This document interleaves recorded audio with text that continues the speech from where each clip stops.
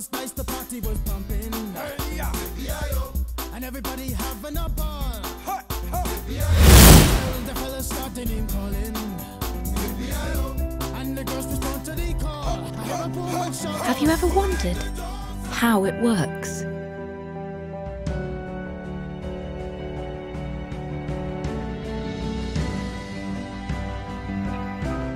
Had to have a second look, a third, a fourth.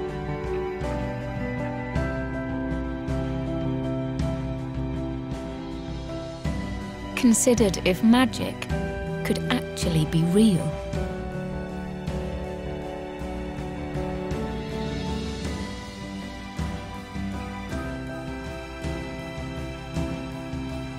Been a little bit distracted. Meet the dreamers who will shape our future and experience a heartfelt story of human ingenuity on the giant screen. McGillivray Freeman's Dream Big.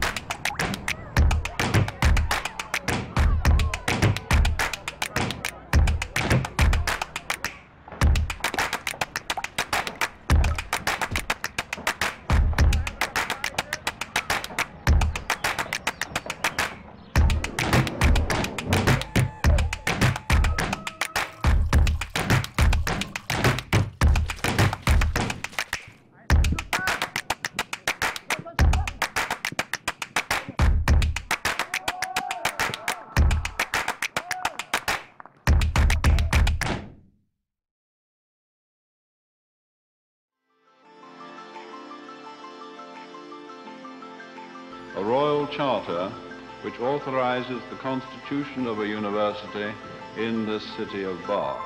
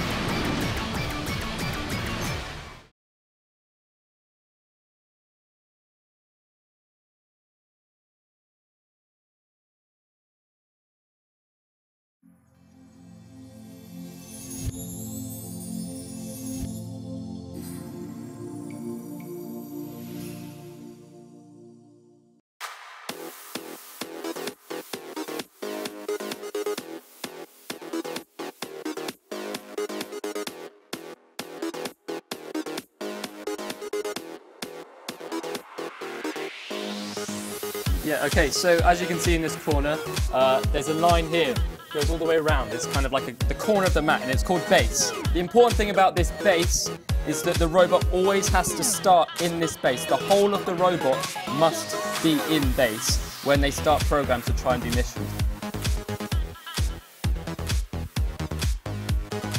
These are some of the missions. So this is the Shark Tank. The aim of this mission is to try and get it in one of 2 targets, which will award the teams points. Different teams will do it, have different approaches to this map. I think it's a very bitty map because there's lots of stuff all over the place. So I expect some teams will definitely start with the Shark Tank here because it's easy, it's already in base for them to use, and they'll try and get it to this target. So basically they're going to try and push or pick it up and pull it over here and actually get it into one of these 2 spaces and get different points. So we have 2 different point scores for the Shark. The easy box, which is this one here, you would get 7 points. 7 points, and then this one 10 points. 10 points, and a bonus for having your Shark. 20 points for having it stood up. Brilliant.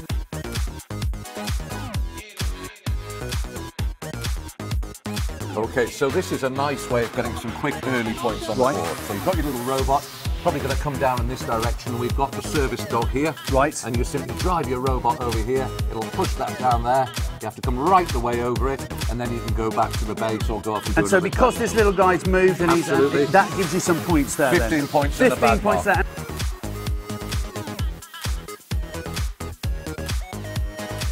Just explain to me what the little brown discs are. We can take these minerals here and we're trying to fertilise that square box, is that right? We deposit them over there. So we deposit these, and you can pick them up from the table as well around. Yeah. And we pop those in there, and that gives you some points as You well. do. You have to take them one at a time. One at a time, right. okay. And it's not a huge amount of points, but it might give you the balance between negative manure and positive manure.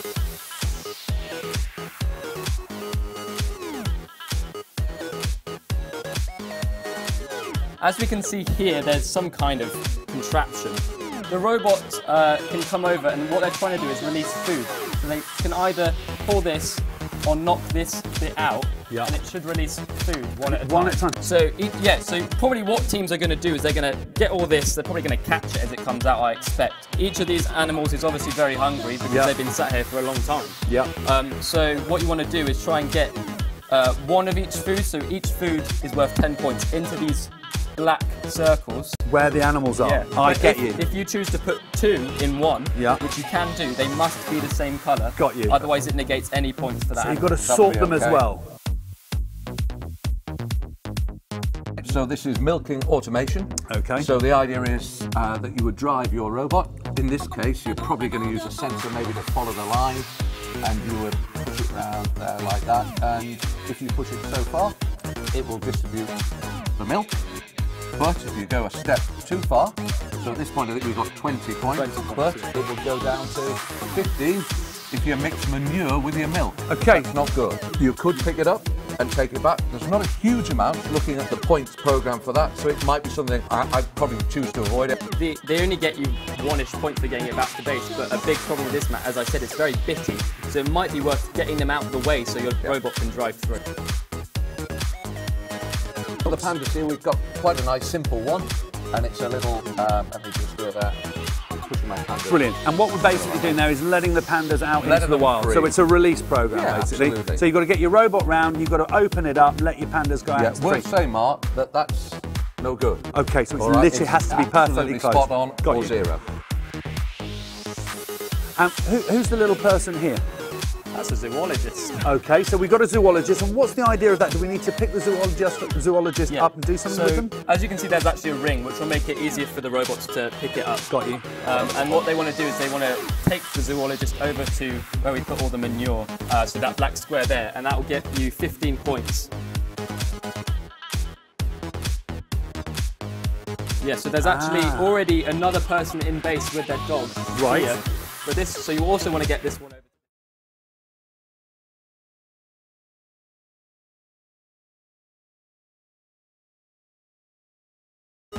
There's a seal over here with something on its back. Again, got a little camera. Great. So you can rescue the camera, and you take the camera to base. So that awards I'll throw that to 15 you points. to go to base. Okay.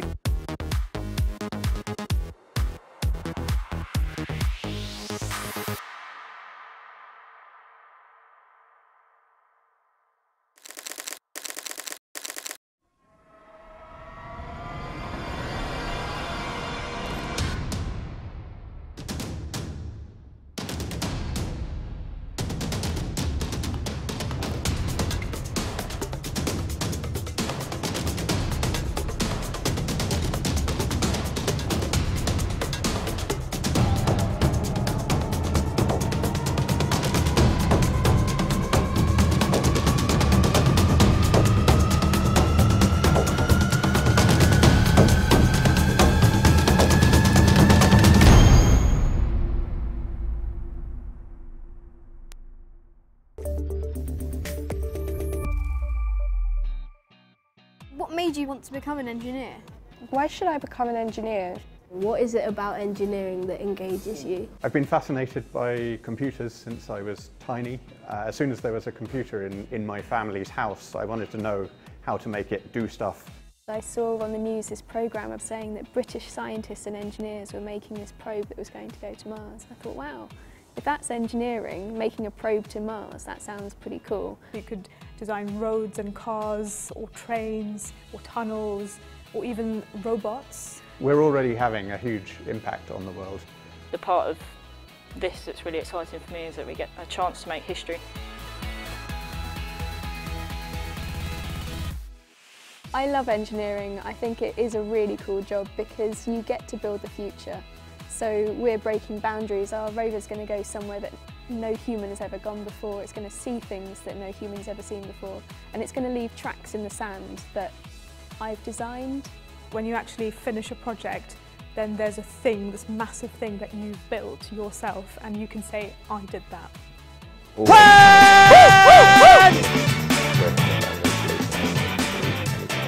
Number 33, another team coming out of Norway, Lunde Smart Ladders! Look at those, fantastic. Here we go, team 32. It could be Rock, it could be ROC, but they're from Canada! Woo, woo, woo, woo.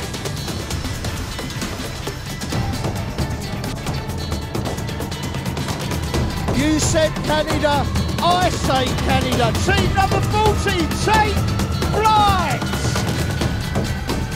It's empty cheering, then you see the team, come on. Wow, make sure you keep clapping, make sure you give them a nice big round of applause. Clap your hands together, ladies and gentlemen. Please welcome to the stage team number 87. They call themselves The Prime, and they are from Peru! Peru! What does Airbus do and what do you do in it? Team number 29, all the way from the Netherlands. They're dressed in orange, they're waving their flags. Cadmus Creators! Here is actually the ExoMars rover mission. It's the first. We have team number 61 are about to come up this slope. They're called Robotech 2, and they are from Chile!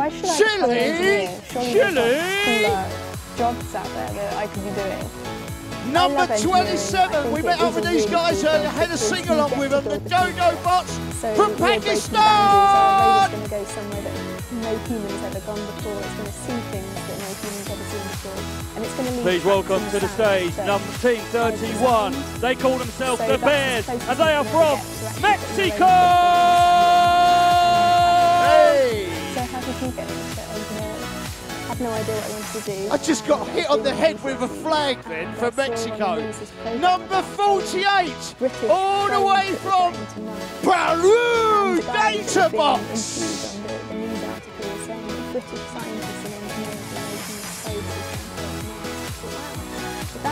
Okay, I met these earlier as well. Team number 36 is the Everbot, and they're from Greece!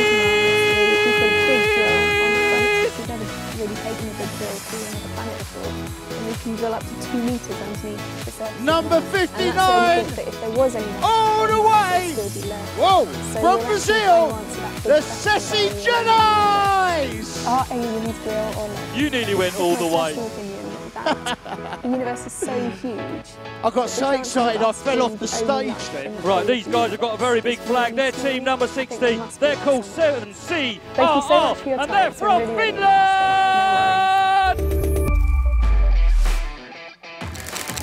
Number 22, all the way from La France, Live Robotics Designers! Just the two of them then.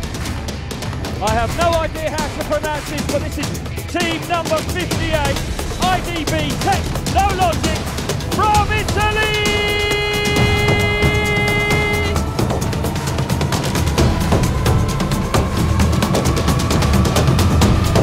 These guys have got about 3 teams so far. Number 26, also from Norway, Robomix.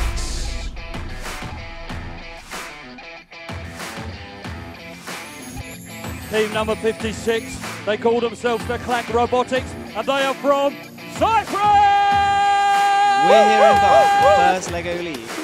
Thousands of teams across the globe have battled for a place. Team number 62 from Germany, 93 teams Caro Aces! their robots for months.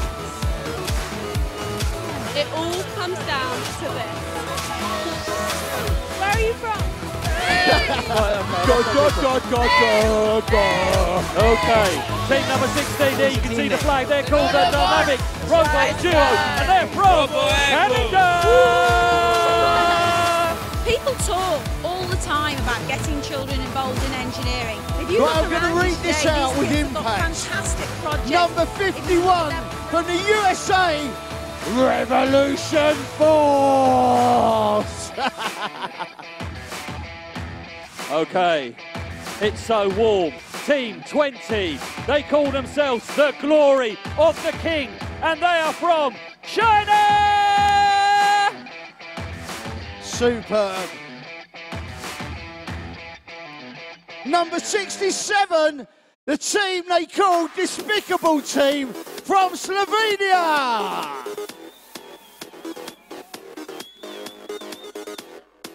Fantastic. Here we go.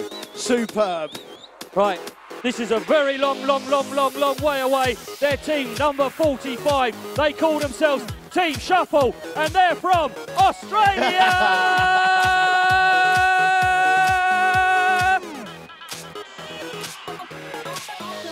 All the way from India, team number 65, the Nalayaks.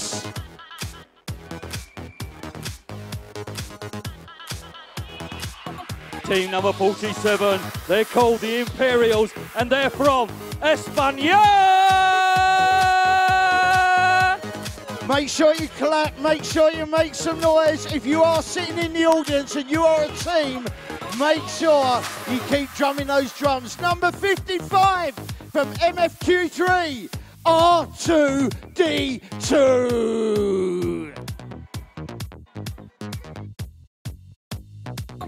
Let's hear your drums, let's hear your instruments out there. I hope I pronounced this correctly. This is team number 83, Hefty number 8 from China!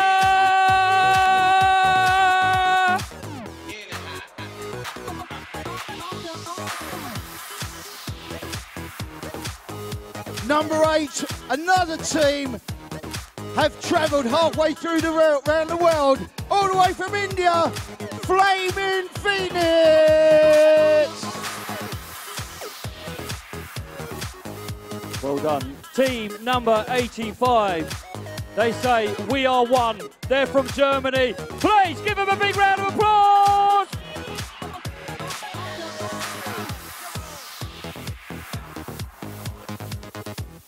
Once again, all the way from France, team number 93, SAP Cyber Wallet!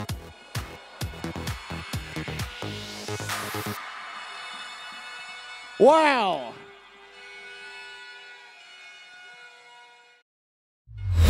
Team number 92. They're called Robotech, and they're from Chile!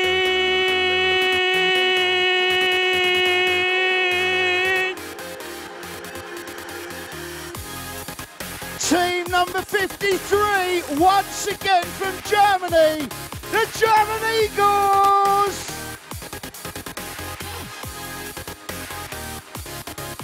Right, this team here, I've met them earlier today. They're a noisy bunch. They're team number 91. They're from Israel, Team Orbit!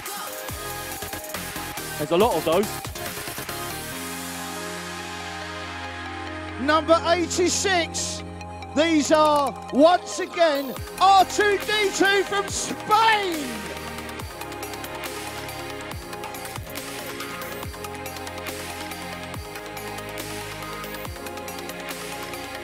Ladies and gentlemen, team number 12, they're called the Alpha Team, and they're from Romania! Make sure you keep the clapping of the hands, ladies and gentlemen. Make some noise. All the teams that are out there at the moment. Number 5 all the way from the US of America, US of A, Team Storm.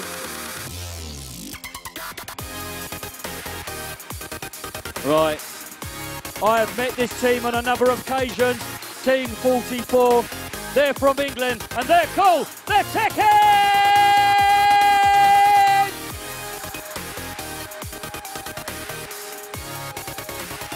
The team that have come from all the way from Romania, team number 25, Robogetti! Wow, they're fast. Wow, I think they came on, not sure. Team number 57, they're from Lebanon and they're called Rovolution!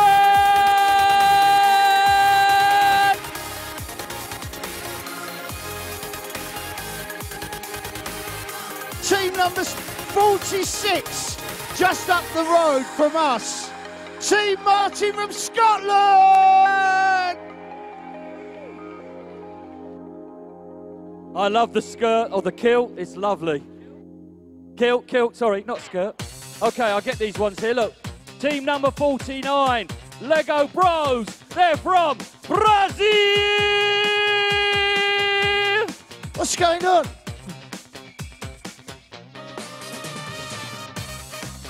Team number 74, the All-Stars 590 from Israel.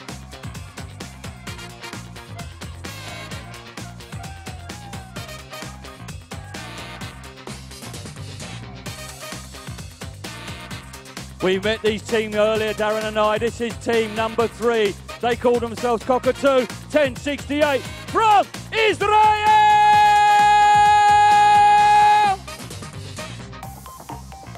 Look at those beautiful wings. I love those.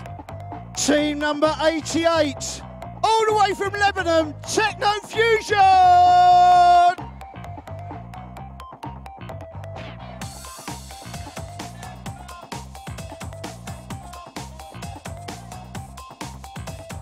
Okay, here we go. Team number 76. They call themselves Zoopotics, and they're from the United Arab Emirates! So many teams from Brazil. These are no exception. Number 4, Lego Field!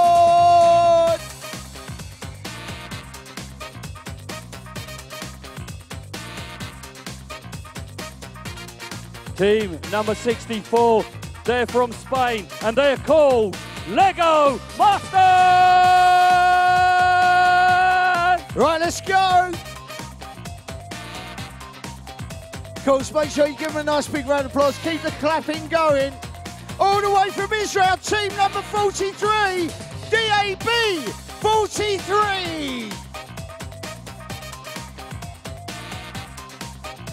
Dab 43 on the stage. Team number 50, they call themselves NXT leaders and they're from Jordan!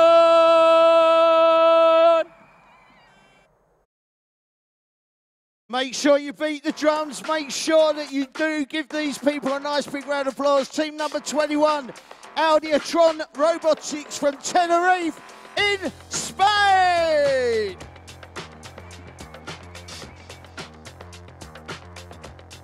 Team number 2 from Romania, they're called Master Robot! Check out the ears, look at the ears.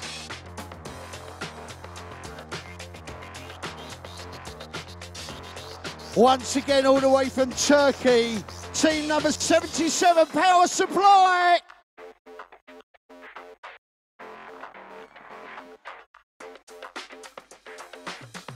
All the way from Turkey there, look. Oh, get your flag. Right, hold on.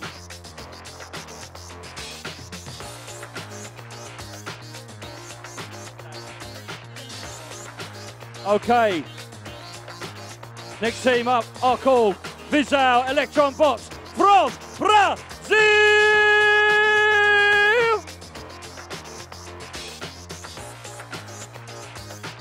Wow.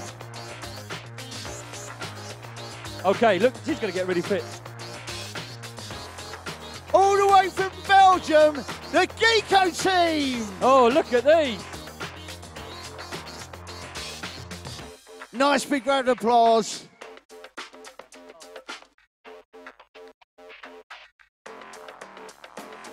Of course, make sure that you do beat the drums. Make sure that you make as much noise as you possibly can to all the teams here at the International Festival.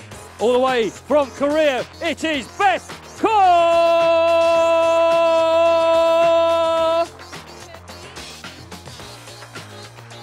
Another team all the way from Turkey. We met up with these guys and girls earlier. Inshay! The mime artists. They were really good. Oh, we got all the runners. Look, this. It's like Chinese whispers. Okay. Team Tiger Tech from the UAE.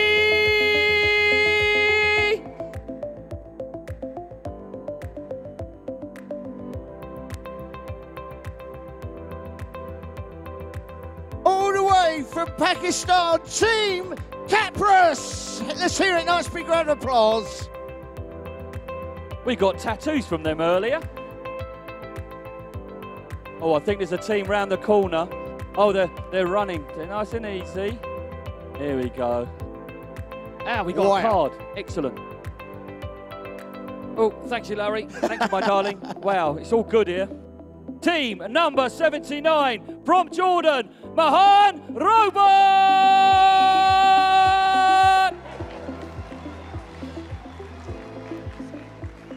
How about that, ladies and gentlemen, boys and girls? Just how cool did these teams look? One more time, everybody, just stand up. Stand up, everybody, stand up.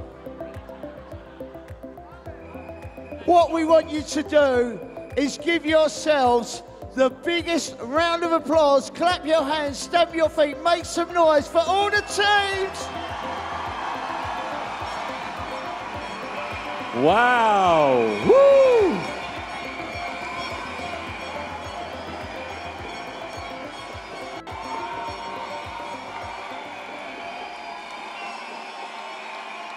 Electrifying. Absolutely electrifying. Well, we're here live back in the studio now. What an amazing opening ceremony that was yesterday. We're joined by Justin here from Team Shuffle. They've flown over from Australia, I believe, isn't that right? Yeah. Probably the longest journey for any team here at the IOC FLL here at Bath University. Well, we've got coming up in about 3 or 4 minutes' time, we've got the opening ribbon cutting ceremony. So you're going to stay with us for that, and then we literally get straight into the robot games, which is really exciting. How's your team been doing in practice, Justin? In practice, we've been doing pretty good, reaching 180 points. Good, so that's a good score, and this is a really tough table this year. I mean, just for you guys out there who haven't seen the kind of FLL UK back in February, we have got a rules video coming up to show you, but really, it's all about moving the animals around on the table, picking up things that help animals. It's all about animal welfare and the environment and that kind of thing, isn't it? Yeah, yeah. And what's the hardest bit on the table to do, do you think? I mean, which is the point scorer for you, and what's the hardest thing? I would say the biomimicry wall. Right, okay, yeah, the big wall, we've got that up there. Yeah. We'll kind of grab that in a bit. Yeah, so the challenge is, because you've got to hang the robot off the ground. You've got to lift the robot up off the ground onto the wall. Yeah. And have you done that? We're attempting it, yeah. You're so really hopefully. Wicked. And in practice, does it work? In practice, it works. So what makes the difference between when you're practicing, which you've had a couple of days here now, getting used to the tables? I mean, obviously, the heat's changed. It was unbelievably hot for 2 or 3 days here in the UK. You brought the weather from Australia, obviously. Where in Australia are you from? A couple of hours south of Sydney, so narrow. Cold at the moment then? No, it's summer over there. Summer over in Australia? Yeah, Southern Hemisphere. I thought it was winter over in Australia because we're in the summer. Oh, yeah, probably. Are you really from Australia? Sorry. I think these guys, they put summer. Australian badges on, they've flown in, they're actually from like Jersey and the Channel Islands or something. No, but in essence, you've got the wall, you lift the whole robot off the wall. Yeah. And why does it change from practice to the actual game?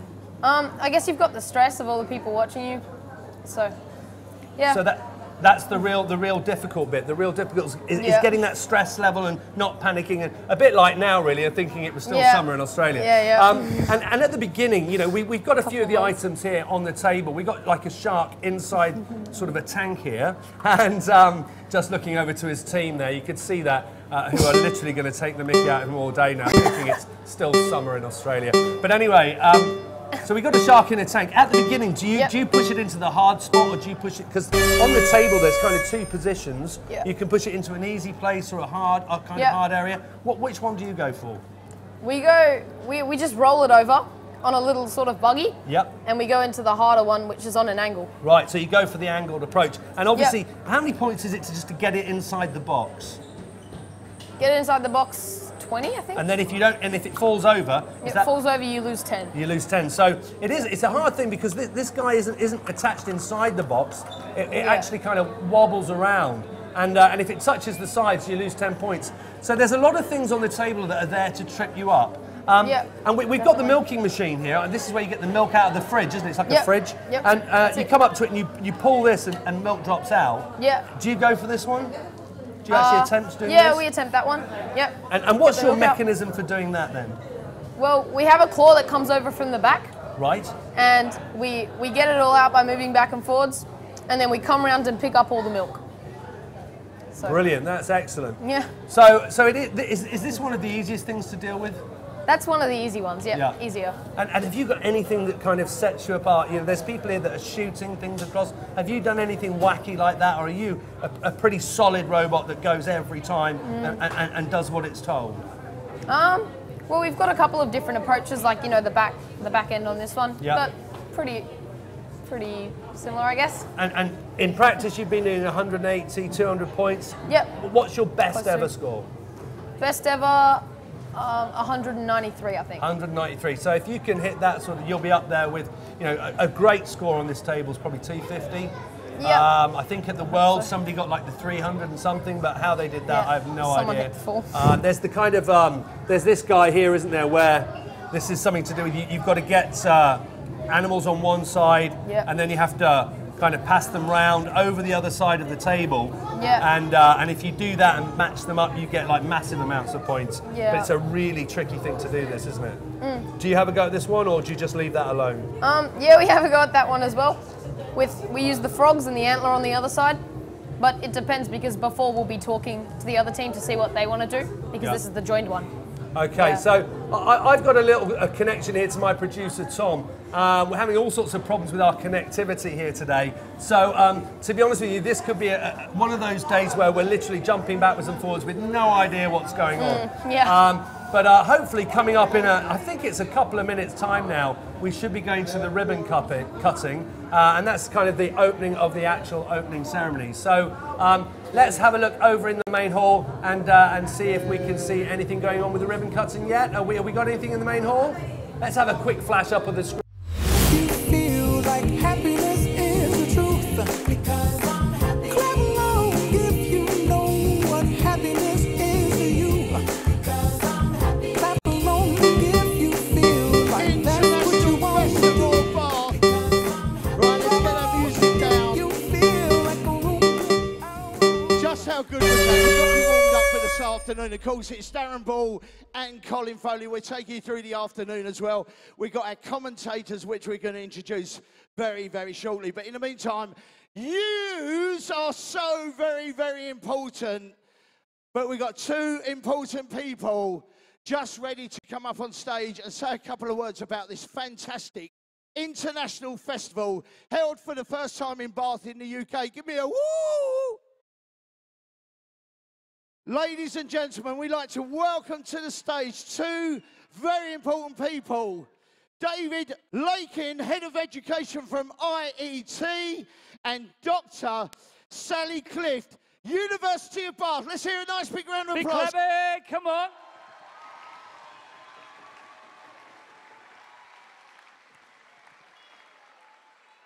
Thank you, guys.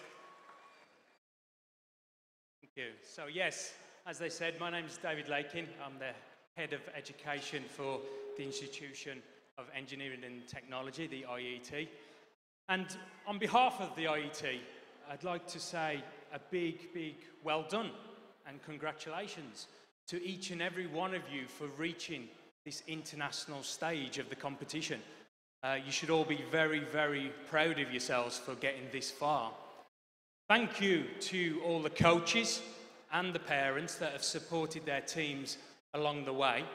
And also a big thank you to our fantastic judges who, without their support, we could not run this competition.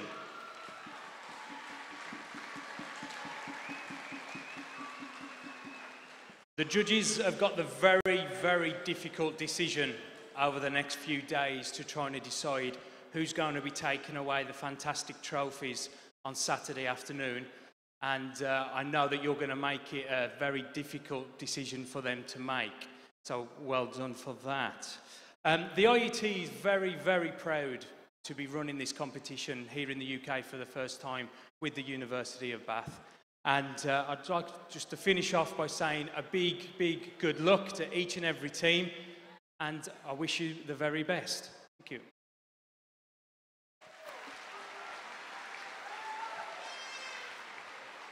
So thank you, David. I'd just like to add my welcome on behalf of the University of Bath.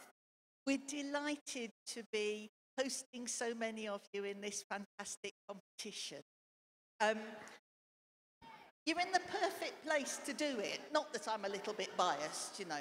You're in the perfect place to do it. This is a wonderful place to study engineering, science, technology, and that is clearly the next step in terms of your technical careers. I think it's really, really impressive to see what you're doing. It's been fantastic to work with the IET to host this first LEGO League Open International Championship.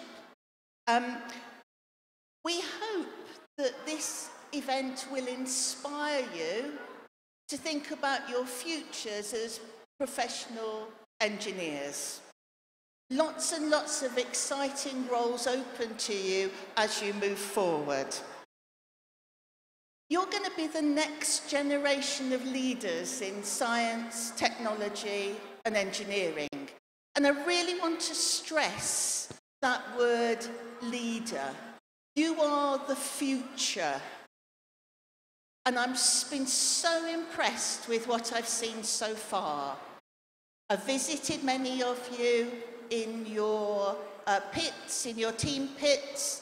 I'm so impressed with your enthusiasm, obviously, but also your technical skill and your creativity and problem solving. It's extremely valuable skills for to underpin your future engineering careers. Tomorrow you'll be able to find out a little bit more about what we do here at Bath. And on the engineering side, I'm a mechanical engineer myself, on the engineering side you'll get to see our Formula Student, race cars, and also do a little bit of some fun stuff like 3D printing. So, finally, I just wanted to say thank you for coming to Bath. We're very pleased to have you staying on the campus and enjoying our city. Enjoy your visit, and I wish you every success in this exciting competition. Thank you. Ladies and gentlemen, David Laken and Dr. Sally Clift. Now, can I ask you a little favour? Just a little favour. Okay, walk this way, Sally. Dave, you stay here. Sally, walk over here. I think we need to be a little bit closer, do you think? Yeah, I think we need to be, yeah, I know, a little bit closer. A little bit. Right. I have in my hand a very special ribbon. Now, this special ribbon is going to open the robot games up today. And I'm going to hand some of it to David. He's going to unroll it. I'm going to walk this way, like Run DMC. Look how long it is. So you can have an extra bit, Sally. Okay, I will give the scissors. I will place them here for them to cut. And Darren, why is this a special ribbon? Right, how many of you want to see the opening of round 1 of the games?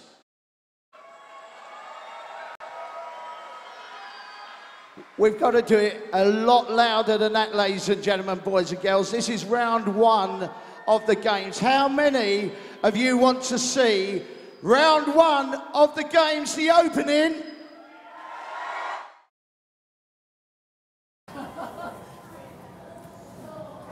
So we're back now live. We've got literally the first of the actual robot games coming up, and your team actually is out there now preparing and getting ready for that game. So how come you can come and sit here with me while the first game with your team is going on? Well, there's only 2 people who are allowed to drive the robot, and we're a team of 3. So I guess I was let off the hook for this one, I don't know. And you don't need to be shouting instructions at them or anything like that. You literally, once you get going on your table, you're up, you just leave you guys to get on with it. Yeah, it's motivation and stuff, but they know my coach is there. Yeah. So. And you're sure you're from Australia, right? Yep. That's okay, it. great. He's got the flag and everything, so we're going to make, we're going to believe him for this one. So Justin, what are we going to see from your team? From the start, we're going to be concentrating on what's the first move that your robot does? So it starts on its first run, where we're doing the shark tank, a bit of kitchen, and the guide dog. Yeah. So you go shark tank into the difficult pocket. Yep. Yeah. Then you go up to the fridge. Well, we roll over the guide dog first. Roll over the guide dog. Keep going, do you? Keep going. And then to the fridge. And then to the back of the fridge. Right. And lean over and dispense all the foods. Yeah. And then roll around, pick up Bee and Pig. Right. Yeah. And collect the food and back to base. Right. And then do you change bits on your robot at that point? Yeah. So then we have our attachment change. Yep. Our first attachment change, where we switch over to our second run. Right. Yep. And then off you go again. And what's the next thing you're going to do? Off we go again. I'm just trying to think. I think we come out and we come over to animal conservation. Right. With a massive frame. And that's where you kind of open. Is that the open and close little like farm in the corner there? Or? Yeah. So that's the double one there. Oh right, the double one. This one. Yep. Okay. Yep. So you come straight over to that, right? Yep. And what we'll do is we'll give this one a turn. Yep. So you can use these bits or just turn it. Right. And while we're doing and the that, idea of this is to put some animals onto the other team's table. Yep. And So to flick collect them around animals from them. and collect them. But what happens if they haven't put an animal on that side? So that's where you have the communication before the runs. Ah, okay. So you'll say, what animal are you going to do, and what animal are we going to do, and see if we can negotiate to make it work. Okay, so I'm hoping now that any second now we're going to be getting some games coming through. But it's a couple of minutes away, I think, or something like that. So you go for the animal conservation. That's a really tough one as well. Some of the teams don't actually go for this one at all, do they? Definitely. So you've got to communicate with the other team. And if the other team weren't going for an animal a swap like this, what would you do yourselves? Would you do something else then? So we would say, okay, if you don't want to do it, we can do our own one, and that'll give us points. Yeah. We just won't get I think it's 10 points or so. It's something a little bit smaller. It's an extra point to get one back. We won't get get you. those. Okay. Okay. And so is that a difficult manoeuvre to do? Is that a difficult? Yeah, but so we take a bit of a different approach. So instead of using the yellow bits to wheel it around, we just go like that. So it saves time. So you have something that comes down from your robot. Comes down and flicks it around. And flicks it around. Yeah. And then have you got to go back, change that attachment? Because is that attachment not used then on something else, or? Yeah, no, that's the only thing we use that attachment for. But while that's turning it, we've hooked it up as well because we've got the food coming down, and it brings down the two foods into the... At the same time? At the same time. So your robot comes over, spins that, and then literally pulls onto other levers to get food. You collect that up, down. and then you take that back to the robot, to the home area, yeah? Well, that's the food from the fridge that we got. Right. So we take that food, and it gets dispensed into these two animals. Into the two animal areas. Yep. Wow. So we're going to see a fantastic run there. Let's hope this goes well. How's it gone in practice today compared to yesterday? It's different temperatures. That affected anything? Well, yeah, of course, since we did it in Australia, it's been very hard to change programs, and we're a little bit scared to modify them. Right. But overall, it has been working. So we've got a little bit of tweaks that we should hope. Yeah. But we'll get the penalty and hopefully try again if something goes wrong.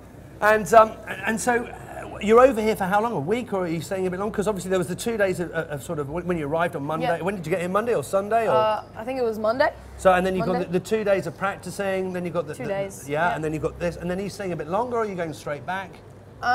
Well, we've come all the way over to Europe, of course. So maybe to a couple of other countries. Yeah. Oh, so you're going somewhere else in Europe Yeah. as well? Where are you off to next then? Spain and Italy. Fantastic. And Amsterdam, which is Wow. Netherlands. And then back. So how long's the whole trip in total? The whole trip for us is 4 weeks. 4 weeks. 4 weeks. That's amazing, isn't Yeah. it? What an experience, you know. And all through, presumably, you wouldn't have been doing this without First Lego League and the chance to literally take part in this and come over. And how did you get on? Is there a First Lego League Australian Championship then? Yeah. And where did you come in that? So there were 11 teams selected to go through. Yeah. And we were one of those 11. Yeah. But we were the only one to come to this particular European Championships. Right.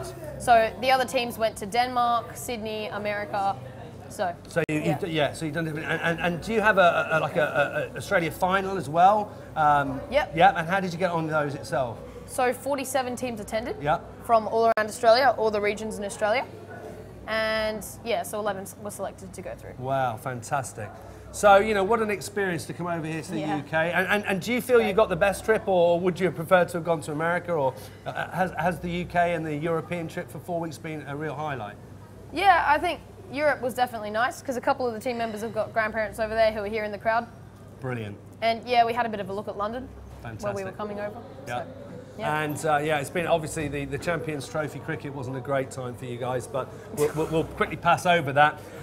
So it's always good for us English to be seeing the Australians not winning at something. So it sounds like we're just running a little bit behind schedule out there on the tables, but we will be coming and showing you the live actual sort of races and the actual tables very, very shortly. Yeah. And so as soon as we get that, we'll be bringing it. So hopefully, I think we've got news coming in. I think we're going straight over there now to see the tables, and here they are getting ready for that. So yeah, Justin, you're going to help talk me through all of this, aren't you? So you can see all the guys there getting warmed up and ready and excited. Yep. How will it be for the guys down there on the tables at the moment? Will they be getting more and more nervous now? Do you get nervous with this kind of thing? Well, yeah, especially considering we're the first rounds. So there's all the eyes on us. That's our team members. Well, there they are. Look, you can see them there. Yeah, yeah. That's it. They're definitely from Australia. You can see with the hats and everything. Oh, yeah. So you know, and in Australia for the actual Australian finals, is it like the UK finals where it's actually 3 runs in a day? 3 runs. Oh, well, this one's over a period of 5 weeks. This is in Australia. 5 days, sorry. Yeah, this one's 3 runs on 3 days for this finals, isn't it? Yeah, of course. But on the UK Championships, it's like 3 runs in 1 day. Yeah. And so, so does that give you a bit more of a kind of rest and a feel kind of to get ready for the next day? Yeah, yeah, I'd say so. And you can kind of, if you have a bad run because of nerves, you can kind of relax before the next one, I guess. Yeah, yeah. And how are those?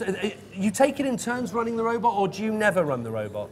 I don't really run the robot that much because I, focus a bit more on projects and stuff. So you're the projects guy, the marketeer, Yeah. bit more programming, that kind of thing, whereas these guys are very much the robot runners, They're right? a bit more confident, with the robot. Okay, and from just seeing them jumping up and down and everything, did they look relaxed?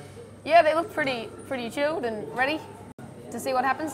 Whatever happens. Sounds like we're about to see it coming up now. So here they go, they've set it off. Talk us through it then, they've gone... Okay, so they've just brought the shark tank out and you can see that they've gone over the dog. Yeah, so they've gone over the blind guy with the dog there, and the tank has already been left there, so they leave a whole bit of thing. They drop that out there, that's the fridge. They've taken Here that you can out there, see. and do they want what? We're going over, here we go. Wow, look at this. Uh-oh, came off the jewel lock. Wow, so the Okay, two well locks done. have you've actually smashed it apart there. So does that affect what happens now? It should do a little bit, but hopefully we should be all right and still collect the food, Right, so we so- can continue our new runs. So it's collected the whole fridge. We've Taken never the whole seen that fridge. before. Do you get all the food in the fridge? Yeah. If you collect the fridge, do you get it all? I bet they've think never so. seen I'm that not before, too have we? sure We on don't know these. what's going to happen here. Yeah. So now they've changed some of the attachments here. They're changing attachments. They're putting these are 2 grabbers for some things on there. Yep, so these are the bits that I was talking about, the bits that come straight down. Yep. And so we're squaring up against the wall here. Yep. And we're going to attempt animal conservation right now. So this is where you do this thing where you spin it. Yep, spin it, and you see these 2 levers that are up top? Yep. They'll come down They didn't look... was that good? That was all right. They didn't look too happy with that, though. I think maybe something didn't quite go right there. So now they change again. So you've kind of got this big block of a robot, and then you put all your attachments onto it sort of one by one through the thing. Other teams go for kind of one robot that does everything. There's a whole different approach, isn't there? Yeah, so modular attachments and things. So this is the hard bit, right? When you're doing this under pressure, you've got the time running down. In practice, it's really easy, but right now, everything starts to build up. So you've gone over the ramp. So that, as you can see, it's hanging over, that's manure. And does that count as in if it's hanging over? Yep. Ah, I see. So you don't, sometimes you don't drop it, you leave it somewhere, right? Yeah, yeah. So now it's finding the line there. So now we're going to, here's the biomimicry wall, the one where you have to... Ah, so this is you guys going to climb the wall now. So fingers crossed. Here it goes. We're going in for the second time, and it's going up. Whoa. So this is our last run, of course, so we'll see if the robot can get lifted up. So it's going to try and lift itself off the ground here. This is really good points as well, this. And I don't think in the time I've been commentating on it, I don't think I've actually seen a robot do this actually yet. It has happened, but I'm not sure I've seen it on camera. But again, it's really, really difficult to do that, isn't it? Yeah. So overall then, that was your first run there. Yeah. There was a few issues. What do you do now? Well, hopefully we'll relax and try and modify little bits that can help with it. So you go back, you get the program, you might change just how far it goes, how fast it might go, those kind of things. And why does that happen? Why does that happen between a practice run and a live run and moving country? Is it different? Is it different tables set out differently? I mean, how does that happen? So every board, there's within 3 millimeters you can do. You can build the boards, I think it is. So now we've got a chance, because we've had a chance now just then to have a run on the actual competition board. We can make little tweaks to see what happened with the video. Right, so it literally can change by just that much, a couple of mil. Yeah. And so you'll go away and you can program things up, change things by a couple of mil, and then the next one will be fantastic. Well, hopefully, but one of the main things is we've got to remember it's a toy. So, you know, if we can get 50 to 80% accuracy rate, we're going quite well. You're going quite well. Justin, thank you so much for coming in and joining us all the way from Australia. I mean, what a star he's been. Seeing his team there doing their first run of the first run on the first day. That's a real pressure situation. The guys have done well. I'm sure it's going to go great tomorrow. We'll hopefully have a look in at the scores and everything. Justin, thanks ever so much for joining us. We're going to hear from our sponsors now here on the live feeds from Bath University.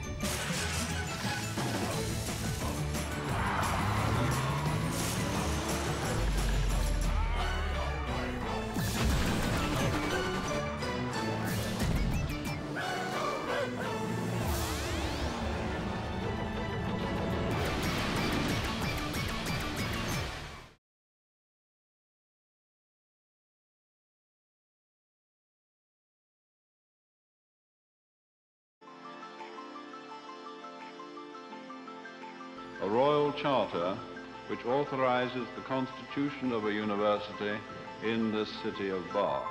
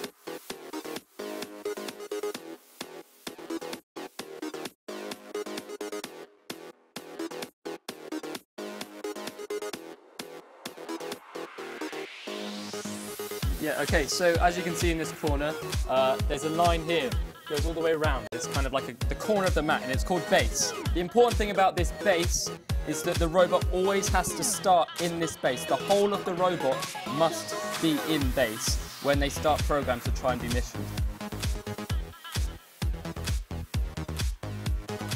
These are some of the missions. So this is the Shark Tank. The aim of this mission is to try and get it in one of 2 targets, which will award the teams points.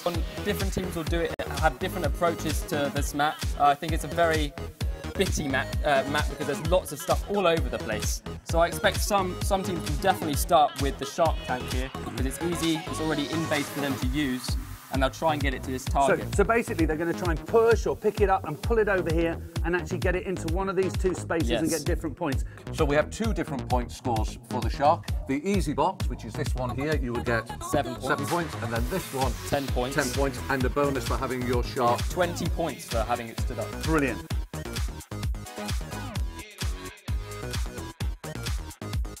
Okay, so this is a nice way of getting some quick early points on the board. So you've got your little robot, probably going to come down in this direction. We've got the service dog here. Right. And you simply drive your robot over here. It'll push that down there. You have to come right the way over it, and then you can go back to the base or go up and do And so because task. this little guy's moved and Absolutely. that gives you some points there 15 then. points 15 in the bad points mark. there.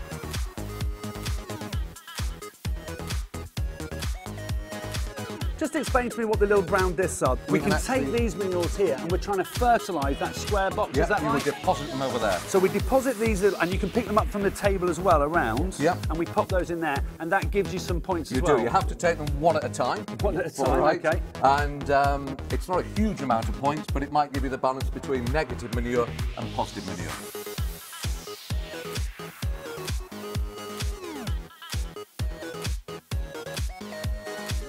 As we can see here, there's some kind of contraption. The robot...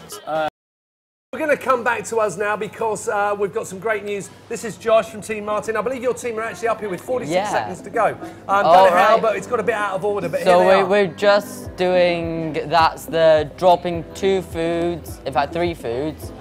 No, it's only 2. Getting 1 manure sample and the fence. I think that messed up a wee bit. I think the turning messed up, so I ended up driving into one of the fences. But right now we're doing gecko on the wall, the milk tank. Yep.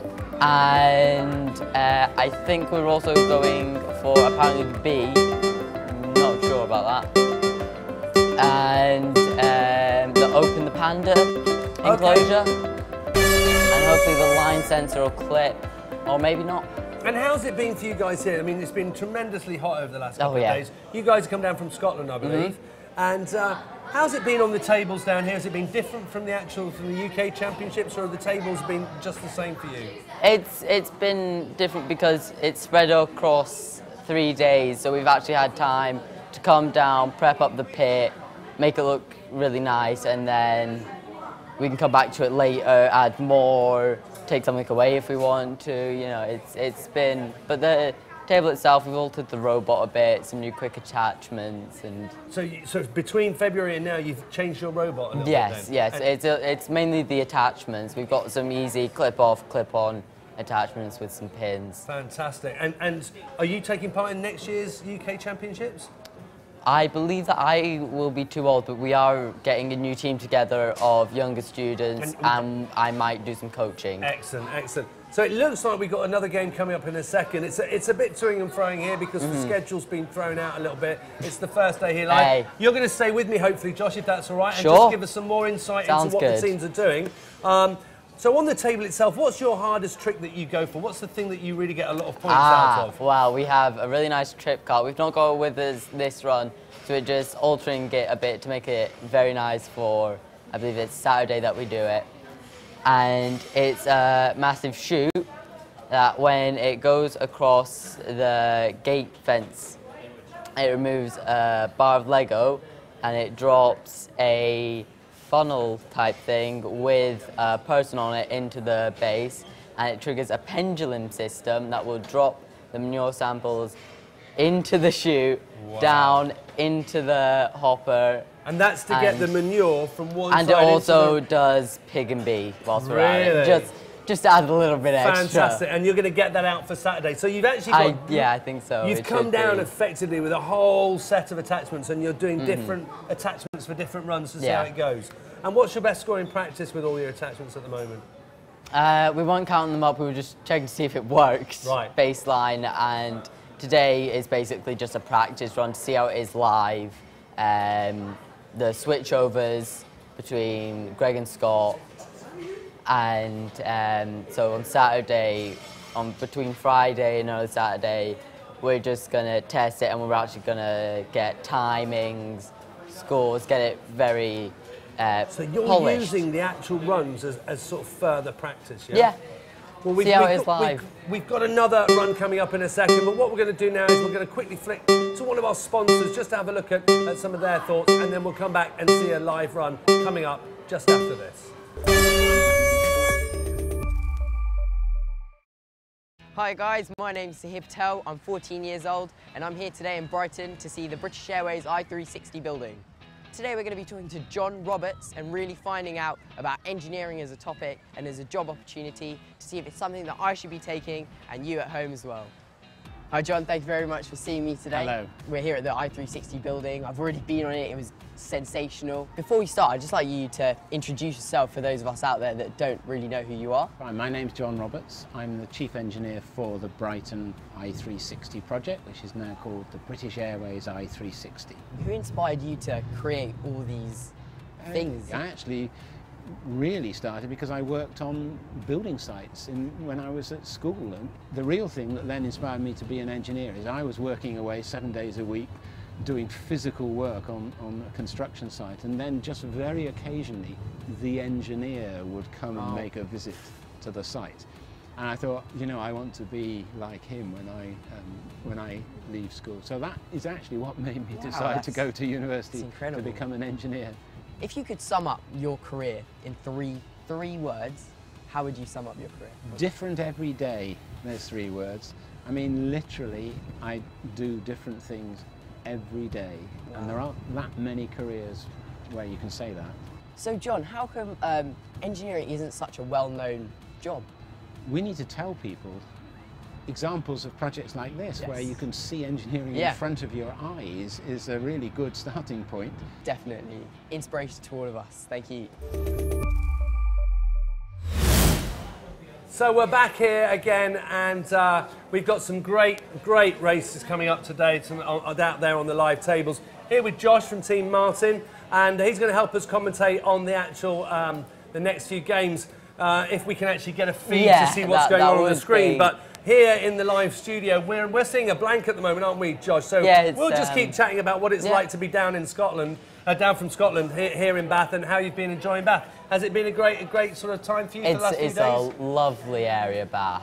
Very nice. We did the treasure hunt earlier. Very nice. It's got the Roman baths. You've got lovely churches, gardens, shops, whatever you're into, Bath's got it. It's a fantastic city, isn't it? And not just looks beautiful, but it's got so much to do. And it's set in just this huge valley that you don't realise until you kind of drive into it and you come driving down and you think, oh my, I wouldn't like to actually walk out of the town. It really is at the bottom. So here we go. It looks like we've got a live feed coming to you guys now, and we're seeing it too. So they've gone straight over there to the milking machine, and it's not opening. What's happened there then?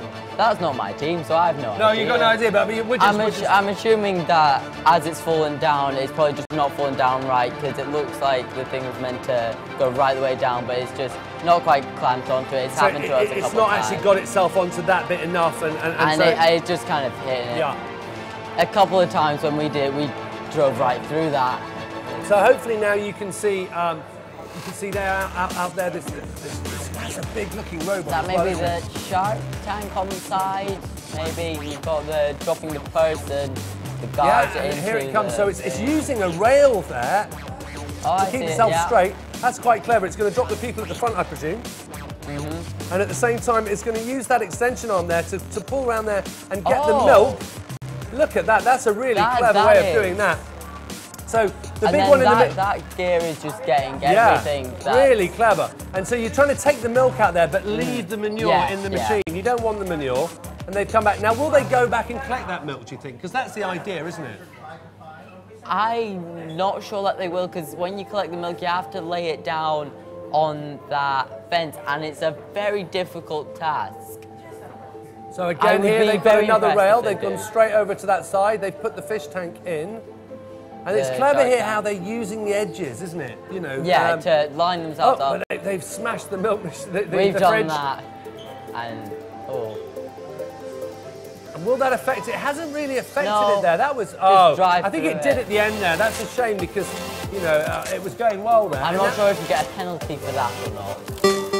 So they're adding some different attachments here. Gecko on the wall I saw there. Not sure. So it looks like they're going to try for the gecko. Maybe they're trying to get the robot on the wall as well. Yeah, here you go. So that's we've just cut away there just while they were going with the gecko. So apologies for that, but we'll try and bring you news of what happened there towards the end.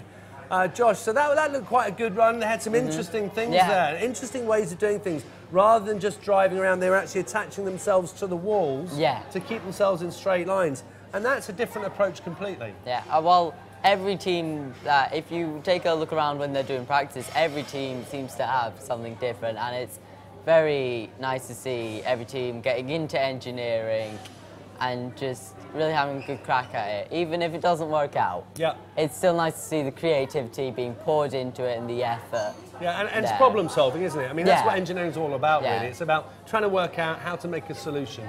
And it's been, well, listen, Josh, thank you very much for coming down and talking to us. I hope the team goes well tomorrow as well. Hopefully we're looking at your scores later.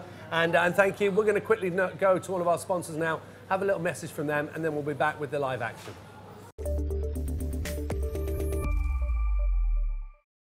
Hi, I'm Grace, and we're going to talk to Abby Hutty about Bridget, the Mars space rover who will be looking for life on Mars. So, for starters, what does Airbus do and what do you do in Airbus? Airbus, as a company, they make all of the planes that you might have travelled on to go on holiday and things, but they also have their space division, which is where I work. Here is actually the ExoMars rover mission. It's the first European Mars rover mission, and I am in charge of the structure of the rover, so making the actual body of it. Why should I become an engineer? Surely there's much cooler jobs out there that I could be doing. I love engineering. I think it is a really cool job because you get to build the future. So we're breaking boundaries. Our rover's going to go somewhere that no human has ever gone before. It's going to see things that no human's ever seen before, and it's going to leave tracks in the sand that I've designed. So that's as close as you can ever get to actually putting your own footprint in the sand on Mars, and I think that's great. So how did you get into engineering? Had no idea what I wanted to do, and I was doing my GCSEs, and I saw on the news this programme about a British probe that was going to Mars. And the guy that was being interviewed on the news article was saying that British scientists and engineers were making this probe that was going to go to Mars. I thought, wow, if that's engineering, making a probe to Mars, that sounds pretty cool. Why is the Mars rover important? So we're actually going to Mars. We've got a big drill on the front, which we've never really taken a big drill to another planet before.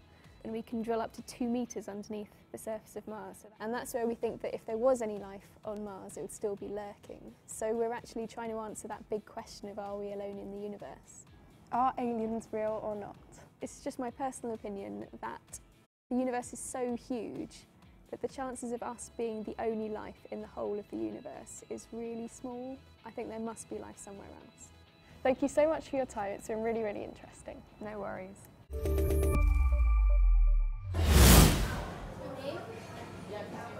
So we're here with Aaron. Aaron, you were a European finalist back in 2016, I believe, with Rubbish Runners, was that right? Yeah, that's correct. And now you're volunteering, so that's amazing. You've been, how many years did you take part in Lego League then? I competed for 3 years. For 3 years, and then you're still coming back to help out. Yeah. That's brilliant. I mean, that's a real credit to a lot of the volunteers here have either taken part, they know somebody, or they're engineers and they're just giving up some time, and we rely heavily on that. It's a huge tournament. There's, I mean, 93 teams from around the world. Yeah, there's a lot of backstage staff, a lot of people putting a lot of effort in out there, and it's people like you who just make this thing work. So thank you very much. Aaron's our kind of expert around the venue as well. He knows, you know, a huge amount about how these things work and how the different countries put different attachments on. And you've had a good look at some of the teams out there, haven't you? Yeah, there are some really impressive teams. What's the wackiest thing you've seen out there? Best thing I've seen so far is there's a Canadian team where they have a bucket made out of Lego sails at one end of the board, and from base they have a cannon that fires the manure pellets. So they're firing the manure pellets across the board and catching them? Yeah. Well, hopefully we're going to try and capture some of that during the day, and we'll try and bring you some clips of that, I believe. I've got Tom agreeing with that in my ear, so it looks like we are going to be able to show you a cannon firing manure and catching it. That's an amazing, I mean, it's really impressive. It's the ideas that people come up with. It's so creative, yeah, I've never seen anything like it. And anything else that's taken your eye that's really been interesting out there? I really like the small, concise robots. There are a lot of robots that are very big and have these ginormous attachments. But I think it's really interesting to see that some teams go for a really concise approach, and they have to be the most creative, and I think that's really impressive. Yeah, because sometimes Nimble around the table is they just go and do one little mission, come back, and they do loads really quickly, and you think, oh my word, they've done loads. Absolutely. And others do like 8 things in one hit, and there's just bedlam. And the thing with the little ones is that the more little runs you do, the more consistent it is, and that's really important in the game. Absolutely, and if one thing goes wrong, it doesn't ruin the whole thing, does it? Yeah, that's correct. And so, you know, we've seen a few rounds already. It's been a tough couple of days. It's been incredibly hot, which has made practicing and made doing all of the kind of setting up work and everything quite hard work. I mean, we're inside a massive sports arena here, but when it was 35 degrees centigrade outside, it's been really hot, hasn't it? So it looks like we're going live now. Let's cut over to the main auditorium and see one of the runs in progress. Here we go. I don't know which team we've actually got at the moment, but hopefully we'll get some notice of that in a second. We've got a few seconds to go. We'll be live on the table. No, we're back with us. It looks like we're going to go back to them in a second. So, Aaron, if you were out there this year, what would the thing that you would have gone for first to get a lot of points? I think what a lot of teams have gone for, and what I agree with, is going for the shark, which I think we have right here. Yeah, we got the shark, yeah. That starts in base, and it's a very short journey, so just push that out and come back. And for the really advanced teams, there's a second area to put that into, a little bit around the corner. So if you're really good, you can get those extra points. But it's an easy mission that anybody can do. You just straight out, push it, and straight back to base. And one of the things we've seen as well is that you can push it out and move it around the corner, or you can actually lift it up, move it around the corner, and then leave the whole piece of Lego there. It doesn't have to be on the floor. Absolutely. There's no ceiling. There's no requirement for it to be on the floor. It just has to be within the lines. Within the lines. So we saw a team just then, they drove something out, left it at this sort of height, drove away, and left the whole mechanism, and then went off and did something else. And I hadn't seen that before. And that's a really creative way of doing it, by doing that, you're not going to wobble this around and knock the shark over. And that's quite new this year, I think. I hadn't seen anything like that in the years I've competed, so it's really great to see so many teams coming up with such awesome solutions. Awesome novel ideas, yeah. So I'm just getting it in my ear at the moment that we are going to be going back very shortly. That run timer there wasn't actually correct, and there isn't actually a run going on as we speak. So I'm here in the studio with Aaron. He took part in 2016 and won 15 and 14 as well, was it? Yeah. So 3 years running and got through to the European finals and has come back this year to volunteer. So other things we've got as well, we haven't seen anybody yet today use the beehive. We've got that back here. The idea of the beehive is, so just talk us through what happens with the beehive. So with the beehive, the idea is that you have to collect the bee, which is not on the beehive, that's on the mat. To collect that, and using the robot, put it on top of the hive, and then the honey will fall out. And if you can get that back to base, even more points. So I don't know if you can see that out there, but basically this guy, the bee, is over on the mat. They have to get their robot to come along, pick up the bee, put it on the top here, and by pressing that, it releases a thing, and then the honey rolls out. Yeah. And do you have to collect the honey? You don't have to. You get points just for having the bee on the hive, but if you get the honey back to base, that's even more points. Yeah. So, you can see that technically that's quite a tricky thing to do, and the mat is made up by a lot of these tests. For those of you that haven't seen the rules program, or perhaps seen, other championships going on throughout the year, the table's been the same it stays the same for a whole year, Animal Allies, and then next year the theme will change. Yeah. And And it looks like now we are cutting back now to a live game. So Aaron, you're going to be able to help me commentate through on this one. Let's see what's happening out there in the main venue. You can see the arena there. It's absolutely huge, isn't it? It's massive and it's really crowded. It's great to see so many teams. 93 teams. I mean, there's Australia, there's Canadians, South America, India, Pakistan, Japan, China, Israel, lots of Middle East, American, Israel, Canadian, yeah, French, German. I mean, just all over Europe, Romania. There's absolutely, yeah. Absolutely. I mean, it just spread across so many. I think they only needed one more team from another country to make it all the continent. So it is a huge. You mean we don't have the Antarctican team? I think. Well, it would have been not quite all that. So I think we need an African team as well. So I mean that's and First Lego will be going out there now and trying to drum up that kind of creativity in schools and get things going with all the packs and everything. But here we go. It looks like we've got a team here. They look like they're about to get going any second now. I think they're the Brazilian team, if I'm right, from the badges on their arms. Yes, the Lego Bros, I think they're called. And everybody has uniforms. They have musical instruments. They have their own. I mean, I think these guys have got the Vuvuzela. Is it the Brazilian team had the Vuvuzela? Was it? Potentially, yeah. Yeah, there were Vuvuzelas around earlier, and sometimes as they're coming through, they actually walk through where the studio is here to get to the main auditorium, and the noise that they bring behind them of the bongos, cheering and the chanting and the drums is brilliant. Absolutely, absolutely. So we haven't actually got a live game going yet. You'll see the countdown clock hopefully start any second now. But it's the first day of competition. It's a huge thing to put on 93 teams through a day. It's a lot of work. I mean, there's a lot you don't see behind the scenes. People running about, fetching stuff, finding people. It's tough, but it's absolutely worth it. And we've got some great close-ups here of their actual robot, and it's a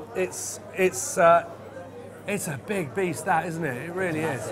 So this is table one we're looking at here, and it's Team 49. They're called the Lego Brothers, and they're from Brazil. So obviously they've coming a long way from Brazil as well. Yeah. We had the Australians with us earlier, but to come all the way from Brazil, that's a journey. And they'll probably be dealing with the heat a little bit better than us.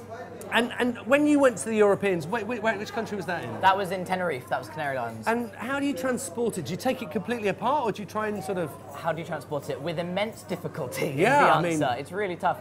You try and take as much as you can on hand luggage so that you can be there and protect it, but you do have to just take it apart and wrap it up in bubble wrap and hope for the best. And you rebuild it once you get there. And that's what the practice tables are for. There have been teams practicing all today, most of yesterday, and just trying to get the robot up and running again. I mean, that to me is the most amazing thing. Is you see some of the teams walking around with all of the Lego model and the robot, and these things aren't small. Some of them are really small. They're sort of, I don't know, a foot by a foot or whatever. But some of them are absolutely enormous. Yeah. And the Brazilian team here look like they've got quite a large model. And flying that over from Brazil must have been scary. By the time it gets over here, it's in bits, and you've got to start making it again. When you build your model for the first time, do you actually kind of write down how you made it, or do you just know?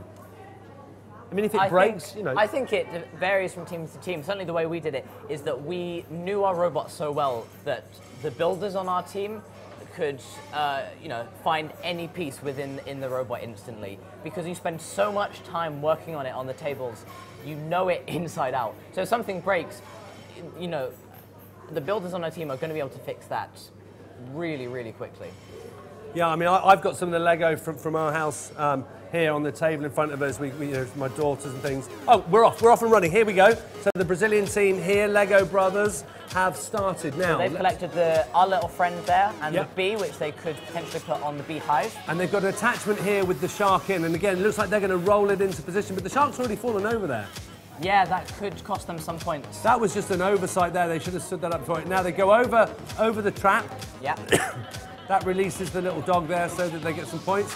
They've literally taken that whole robot came out there. See how much the robot changes, and that's the same robot, that's the same computer powering the whole thing, but the attachments are so different. Wow, and they've now sat it on top, look. Yeah. They're running across the ramp there and putting our little friend in the farm, and it looks like they're going to try and finish the cow mission, so they're going to release that milk. And that's a really interesting way of doing it, because usually the robots drive round and push it, but they've got an arm that does it. That's really right. creative. That's the second team I've seen do that today. Is it? So that's really impressive. That's really amazing how over different parts of the world teams have come up with similar ideas. And you can see how happy they are with that. Yeah, and that's a really, again, we've seen a couple of teams today do this where they clip onto the side rail to keep them in a straight line, and then things go out and pull stuff back. That's a really clever way of staying in line, isn't it? Yeah. So it looks like what they've done is they've taken strategically a touch penalty. Yep. So they've taken their base robot back to base, but they've left the attachment out there so that they can save time. Ah, that's a clever. So as long as if you leave something out there,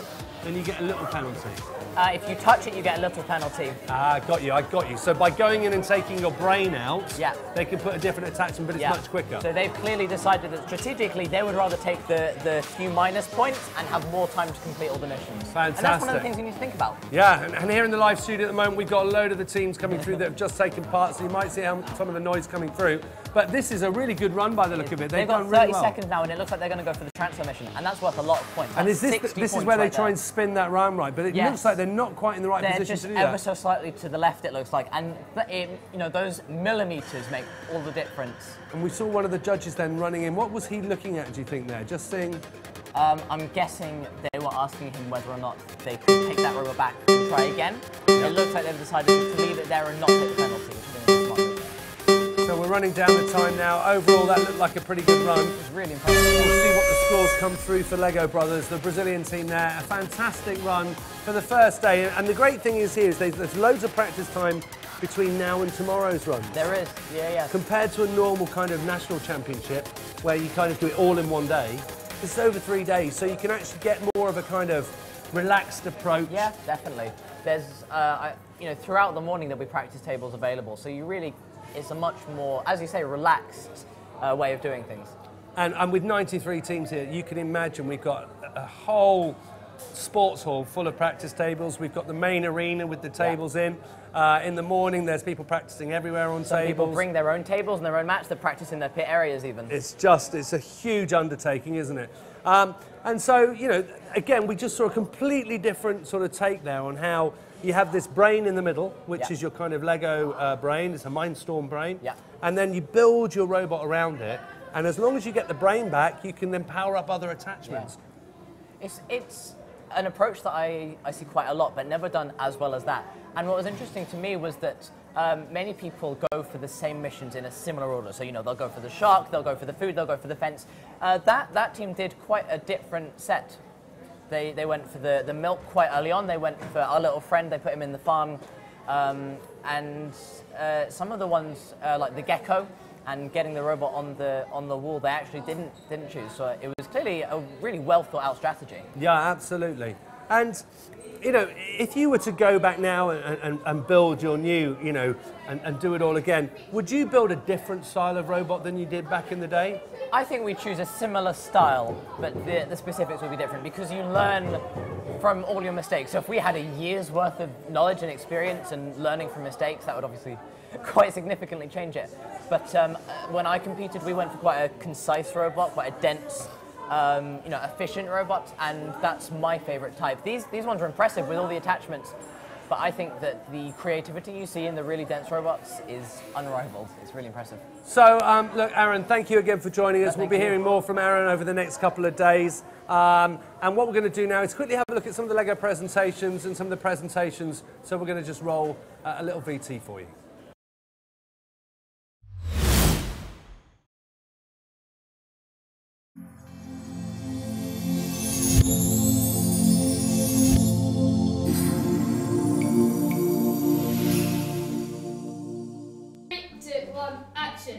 Good morning and welcome to our project presentation.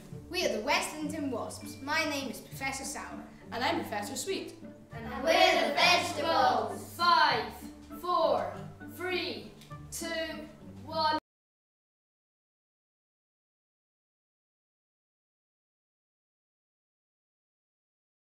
I think we're attempting to do the shark mission over here and the cooperation task.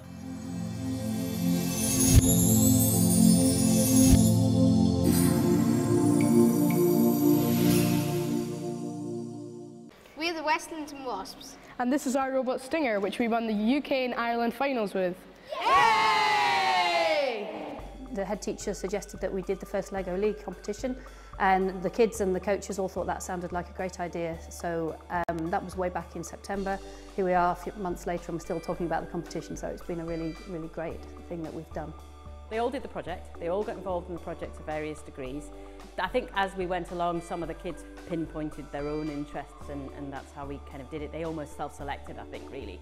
We'd never done this before, so we built our own robots, which were really flimsy, and looking at problems and then fixing them. One of my kids actually was talking about Brussels sprouts for Christmas dinner, and he said, I hate Brussels sprouts. We'll have to have them at school dinner. Nobody likes them. They all go in the bin. And so we kind of chatted about it and said, well, you know, maybe that's an idea for a project, you know, and then we kind of widened it. They talked about it and they said, well, let's tackle vegetable waste. You know, let's see if we can make a difference within our own environment. And we did our first ever programming, which was blind programming with no use of sensors. And we thought it was all awesome, but we knew we could do better. We can all do something. Like Rebecca's the creative one, Malcolm's better at leading things, Oscar can talk. You know, Owen can do a bit of programming. We've all got our strengths. 5 of us were the builders and 5 of us were the programmers, and I was part of the building team.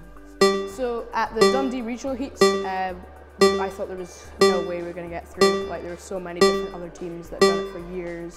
We'd worked really hard on it, but I still didn't think we'd get through. But I was just happy to be there, and it was a good experience. It was a very, very friendly atmosphere. All the teams were helping each other, participating. All the judges were tremendously friendly. When we won Dundee, we looked at the scores we got, and we said, okay, so what do we need to do to improve it? There was some feedback that we got, and it was to do with our innovativeness of our solution.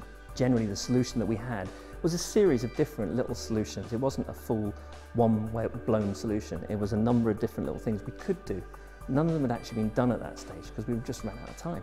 Children decided to reward the kids in the school for eating their vegetables, so they achieved tokens, and they put their tokens into bottles, and when they got certain numbers of tokens they got certain prizes which the children themselves determined per class that they wanted. So the prizes were for each class, and our local co-op in the village here sponsored our project. They'd become interested by this point, and they provided the prizes for free, which was a fantastic way in which our community was helping with this as well. And in fact, still working here, the children are now eating their vegetables much more readily than they ever had been before. It was a really big competition, and I was just so amazed at all the different people who were doing this. It was just amazing, and when I found out that we'd won, I felt so happy and over the moon. I just couldn't believe it. So we won the overall competition. The robot game was just a small part of that, but that gave us our entry into World Festival in St. Louis. And so we went over there at the end of April, and that was even more great fun, meeting teams from all around the world. So it was a fantastic prize. I think it gradually dawned on the adults in the party that this then meant that we'd got a heck of a lot more work to do, but a big team of parents quickly got together. We established a committee structure, lots of management consultant type people were helping amongst the parents. We couldn't have done it without that extra parental help. So it was like the chance of a lifetime really for them, and they came back with an award for the innovative solution for their projects. My advice to future teams would be always stick together as a team. And it doesn't matter where you go or what you do, just have fun.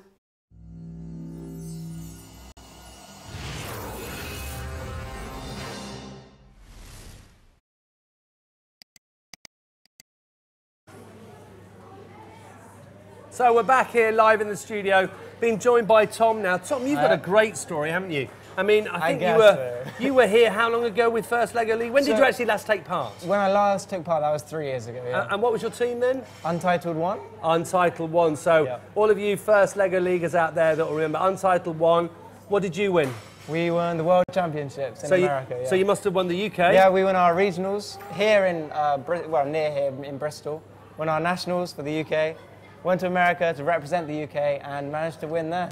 So they've won the whole thing, basically. And since then, what have you gone on to do? So was that your GCSE year? Yeah, my GCSE year. Second year GCSE, like 16. So you were doing GCSEs and first leg of league around the world? Yeah. Right, and then what happened? So since then, I was like, I think I end on that high in terms of competing. But I've just been helping out in any way I can, like judging at competition, volunteering, coaching teams.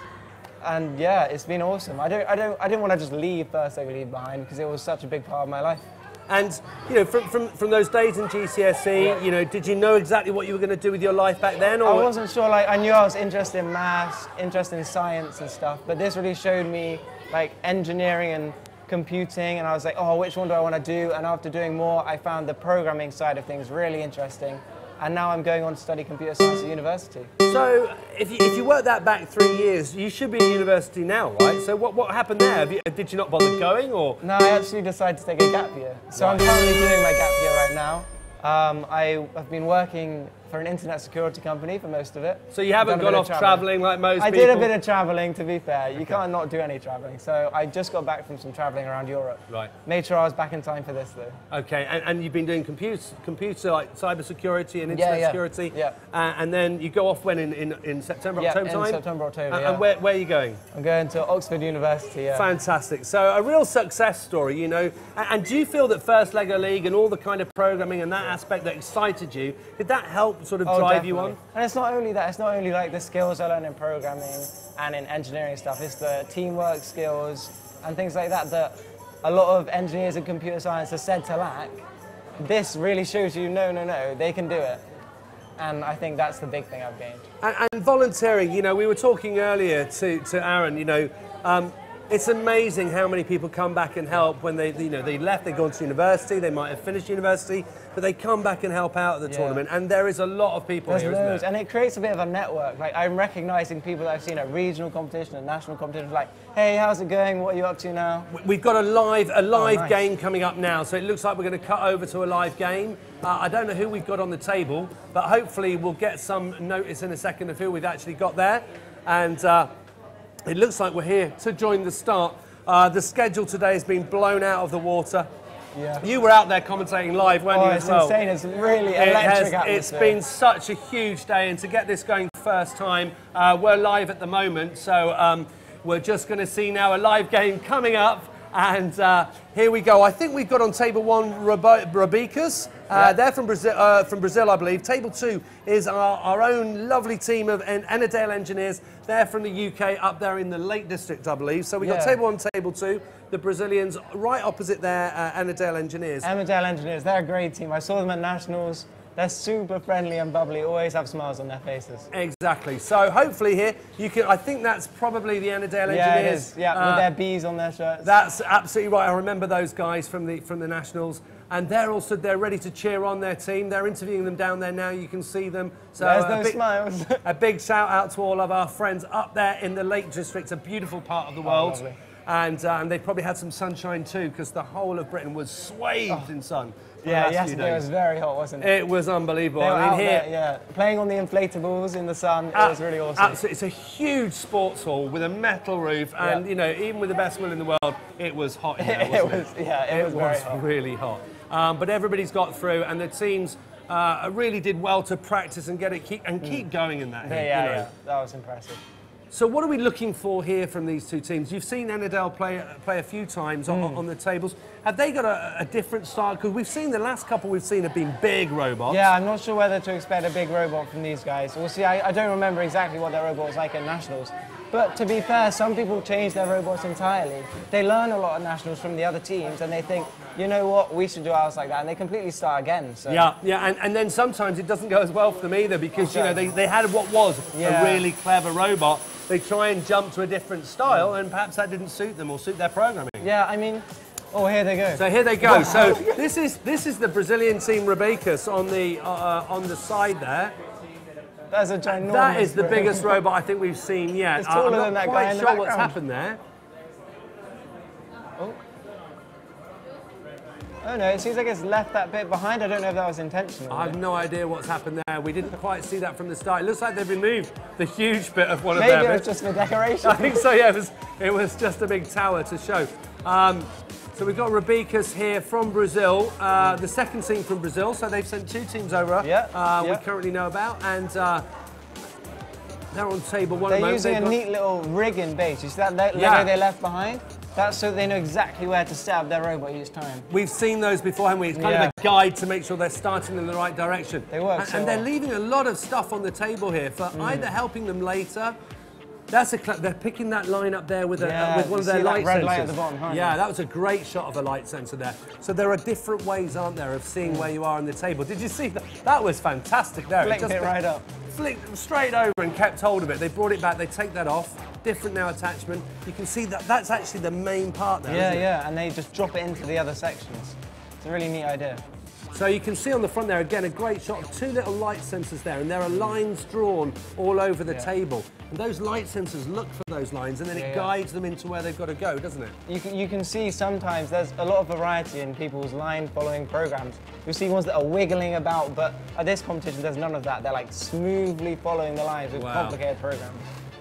And how long does it take you to write something to do all this? I mean, is it just literally hours and hours and hours of practice and redoing and practice? Yeah, there's a lot of tweaking numbers and calibrating sensors that goes into it.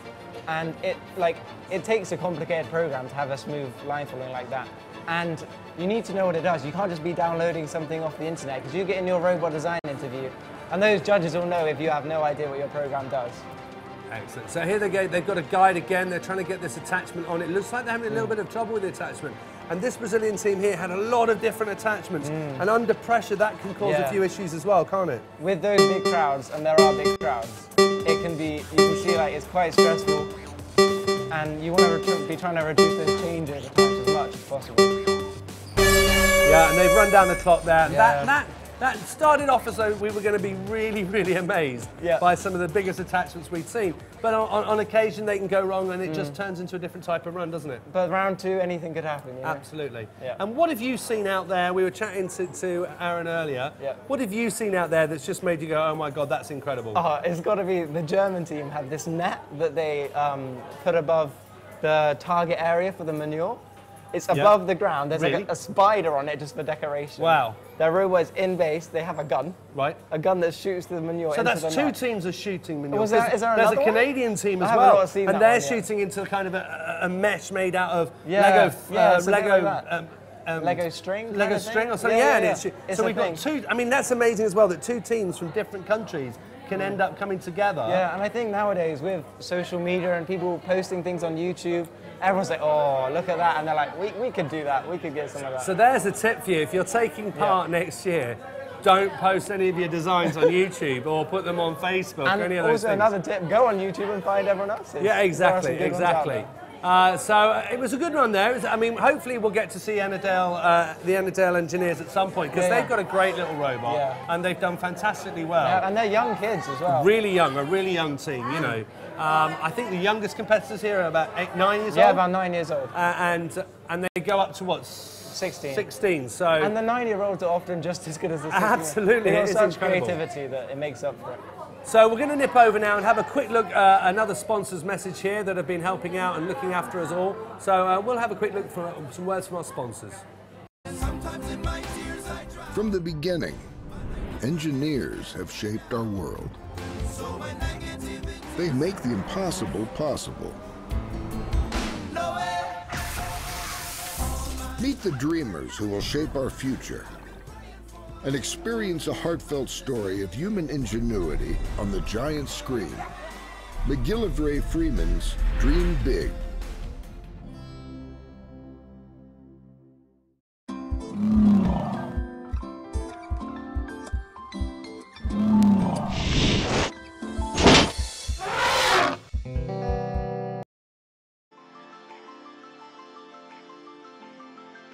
A royal charter which authorizes the constitution of a university in this city of Bath.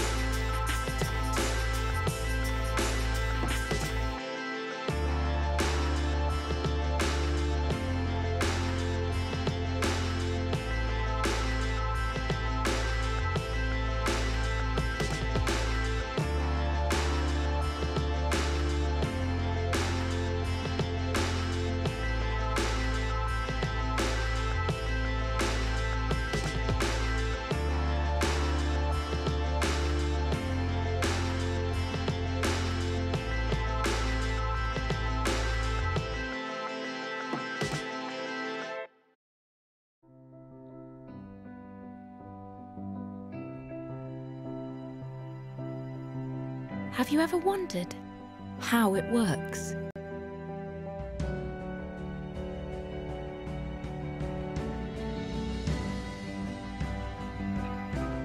Had to have a second look, a third, a fourth.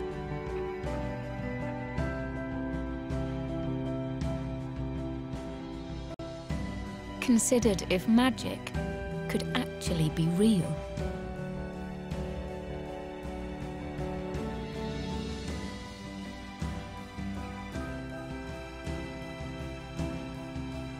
Been a little bit distracted.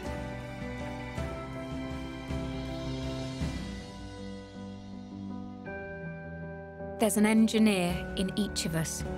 Sometimes it just needs a bit of encouragement. Here's to the daydreamers, the distracted and the intrigued, the ones that will go on to engineer our world.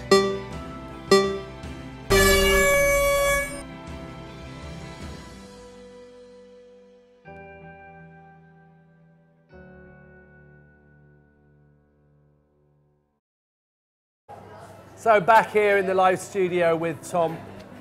What a day it's been so far. I mean, it's been a build-up with all the practicing, and now we're getting to some of the business end of the day. It's only the first day, though. And yeah.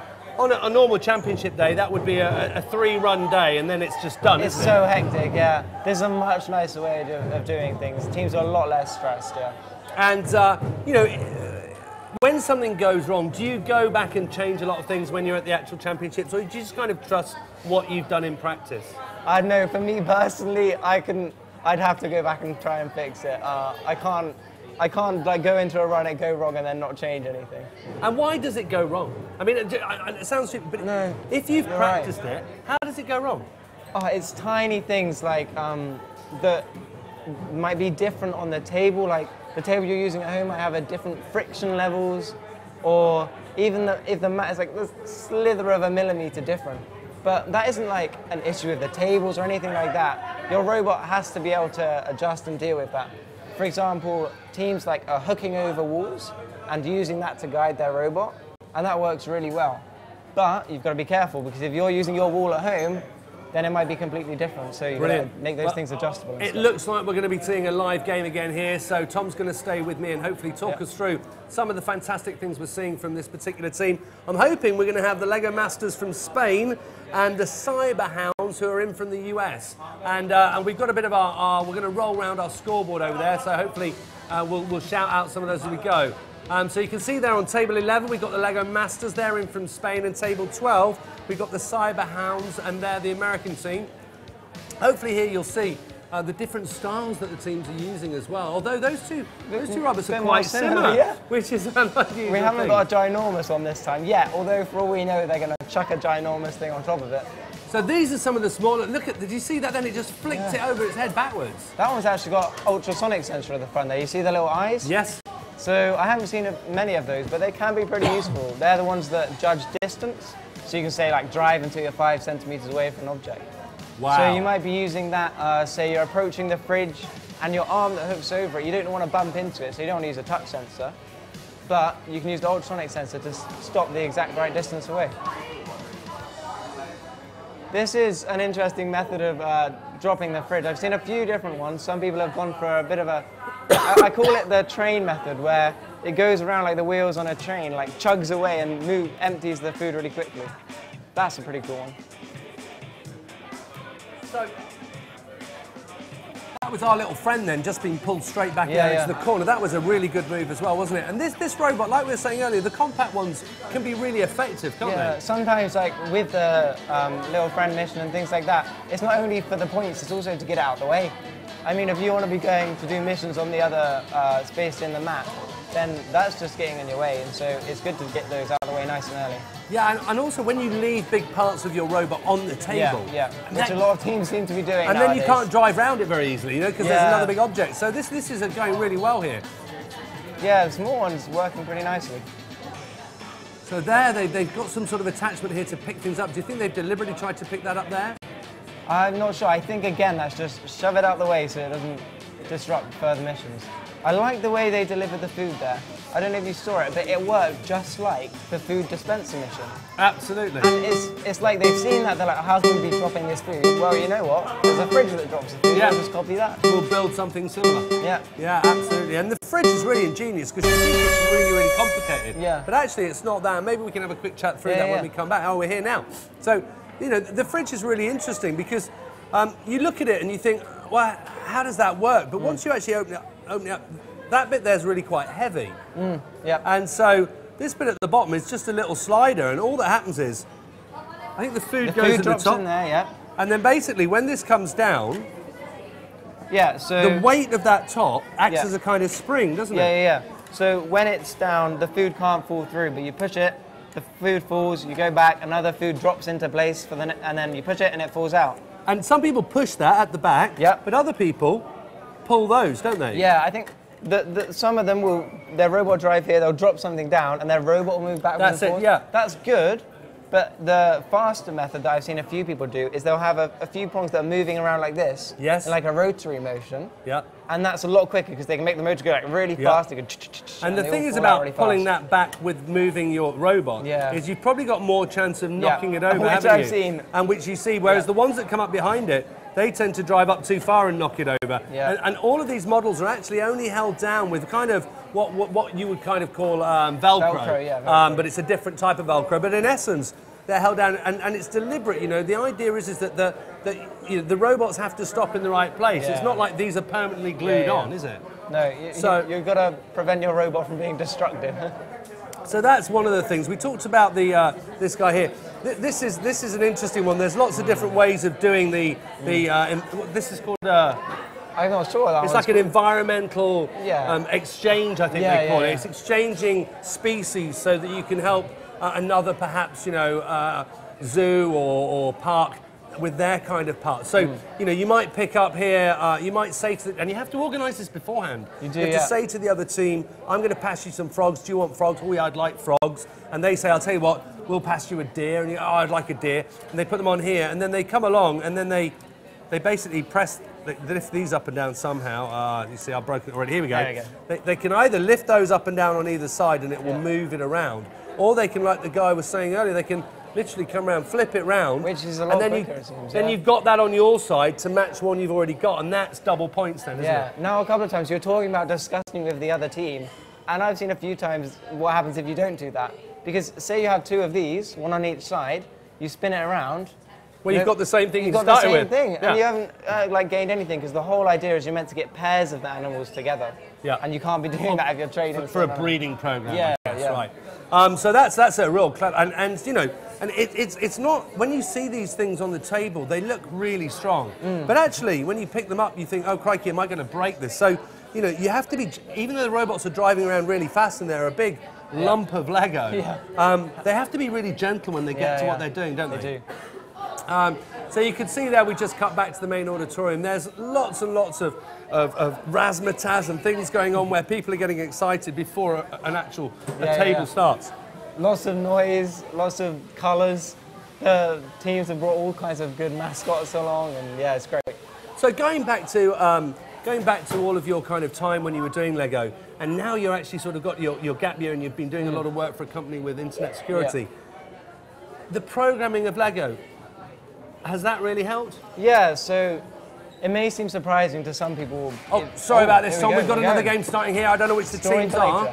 Storyteller. But this is a great start because they've already put we can see the shark there in the background. They've come over, they've released and they've picked up our little friend and some manure. I really like robots like this. They've got like that nice solid block in the middle. It looks like you can drop it on the floor and that is not going to break. This will travel well. There we go. That's what we were talking about earlier. Yeah, so they're going for the forwards and backwards technique rather than a kind of rotary thing. And straight into a hopper underneath it, so a really safe way of picking it all up. You can see all the food there out of the fridge. This is a great run here. I don't know which team this is, but we could sure find out.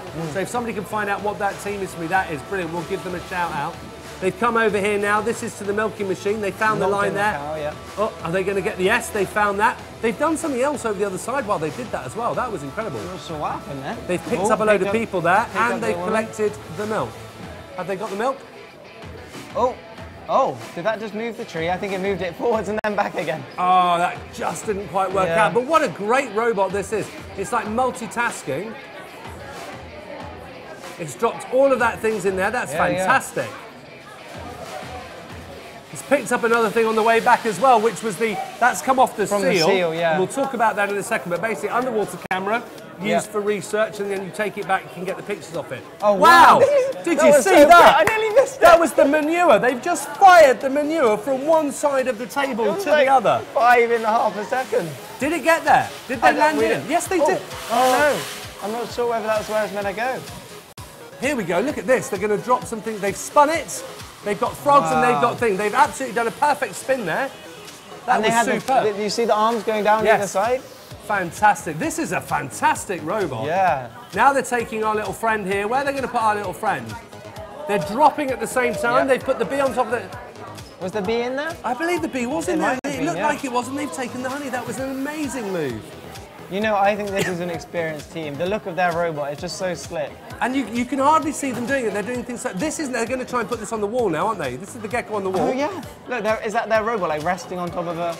It is. It's gonna drive off. It's gonna wait. They've hung the robot. That is, and at the same time the gecko. That is the first. That was incredible. That was amazing. They hung the robot and then threw the piece underneath away. Yeah. That was a fantastic run and so clever. It's no wonder they're hugging. That is a superb. We need to find out who that team was so we can give them a great shout out. But that was one of the best runs we've seen all day. It wasn't one of the giants, was it?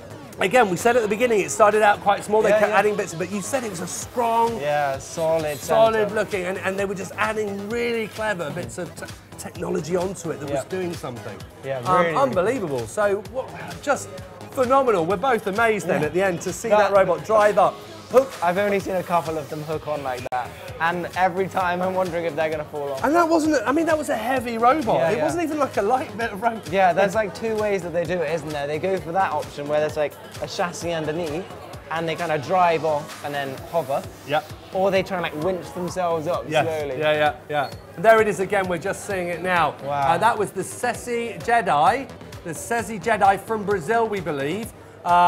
Absolutely sensational. There it is again. Just brilliant. I thought I was going to go there. Oh, that is fantastic. So hopefully we'll get to see them again tomorrow. Yeah, if we definitely. can, I'm going to look out for them. If their team get better and better, it's going to be just... I don't know. I think that's as good as it gets. I mean, I don't know what else they can do now, but the Cesi Jedis from Brazil, we believe, had just a superb run there. We think that's going to score highly. So let's have a quick look back now at yesterday and just see a few things from what happened and what was going on then.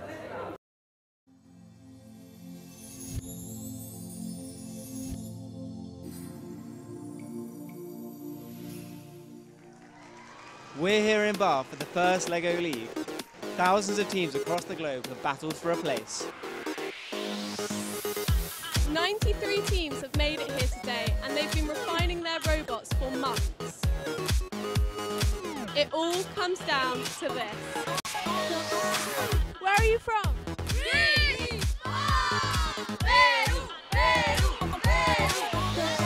What's your team name? The Autobots! Tri-Sky! Robo-Echo! People talk all the time about getting children involved in engineering. If you look around you today, these kids have got fantastic projects. If you look at their programming and the robots they've designed and built, they're just doing it and they're really enjoying it as it's happening. It's not about talking, it's not about what's the best way to do it. First LEGO League just makes it happen. What is it that you like about engineering and this competition so much? So I very much enjoy the problem-solving part of engineering. It's just really fun to try to think of different solutions for different problems. I like about engineering that it enables me to do what I want, but I can create cool things by my own. The ideas in your mind, like what you keep dreaming of, what you keep thinking of, you can do it in real life.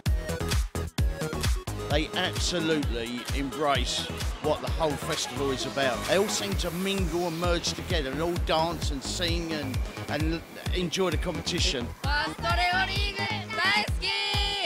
Wij houden van LEGO League. Nos encanta First LEGO League.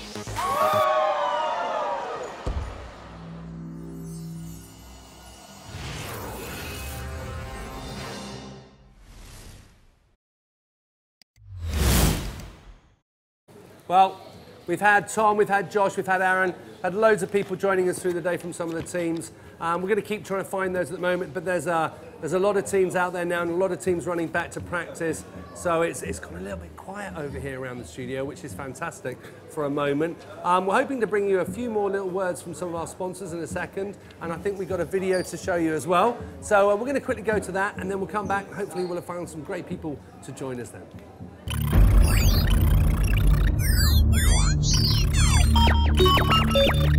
Connection established.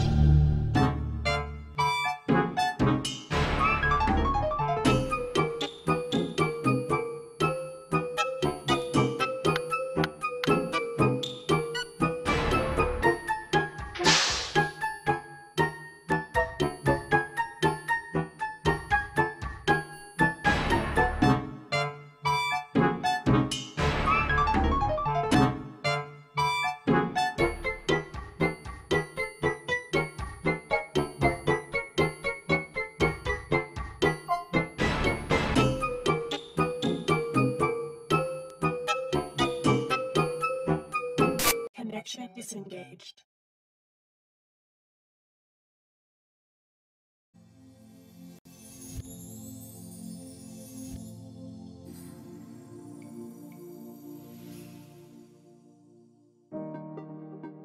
This competition is broken down into 4 different segments. The first is the robot performance, where you have to try and get your robot to do as many missions as possible. The second is the robot design, which is all about how you programmed and designed your robot. The third is project, which is based on a theme each year. You have to try and find a problem with that theme and find a solution to it. And the last part is core values, which is basically teamwork. Just try and respect each other, respect other teams. What I love about this event is the buzz, and you can just feel it. These children have been working for months and months on these projects, and this is the day that they put all that practice into action. Yes, it's about building Lego robots, but it's also about their core values, how they work together as a team. Even if their Lego games don't go particularly according to plan, there are no tantrums. They're all very mature about it, and they go, right, let's go back to the pits, let's look at what worked and what didn't. And I think those are life skills that you just sometimes can't teach. It needs an event like this to be able for the kids to learn those life skills.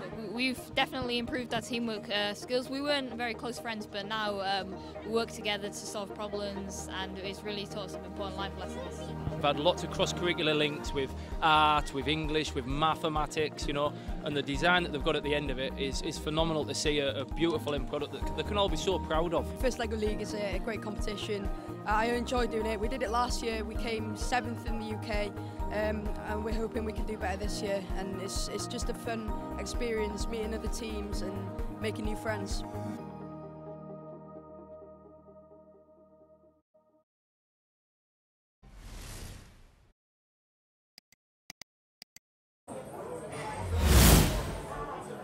So we're back here now, live in the studio.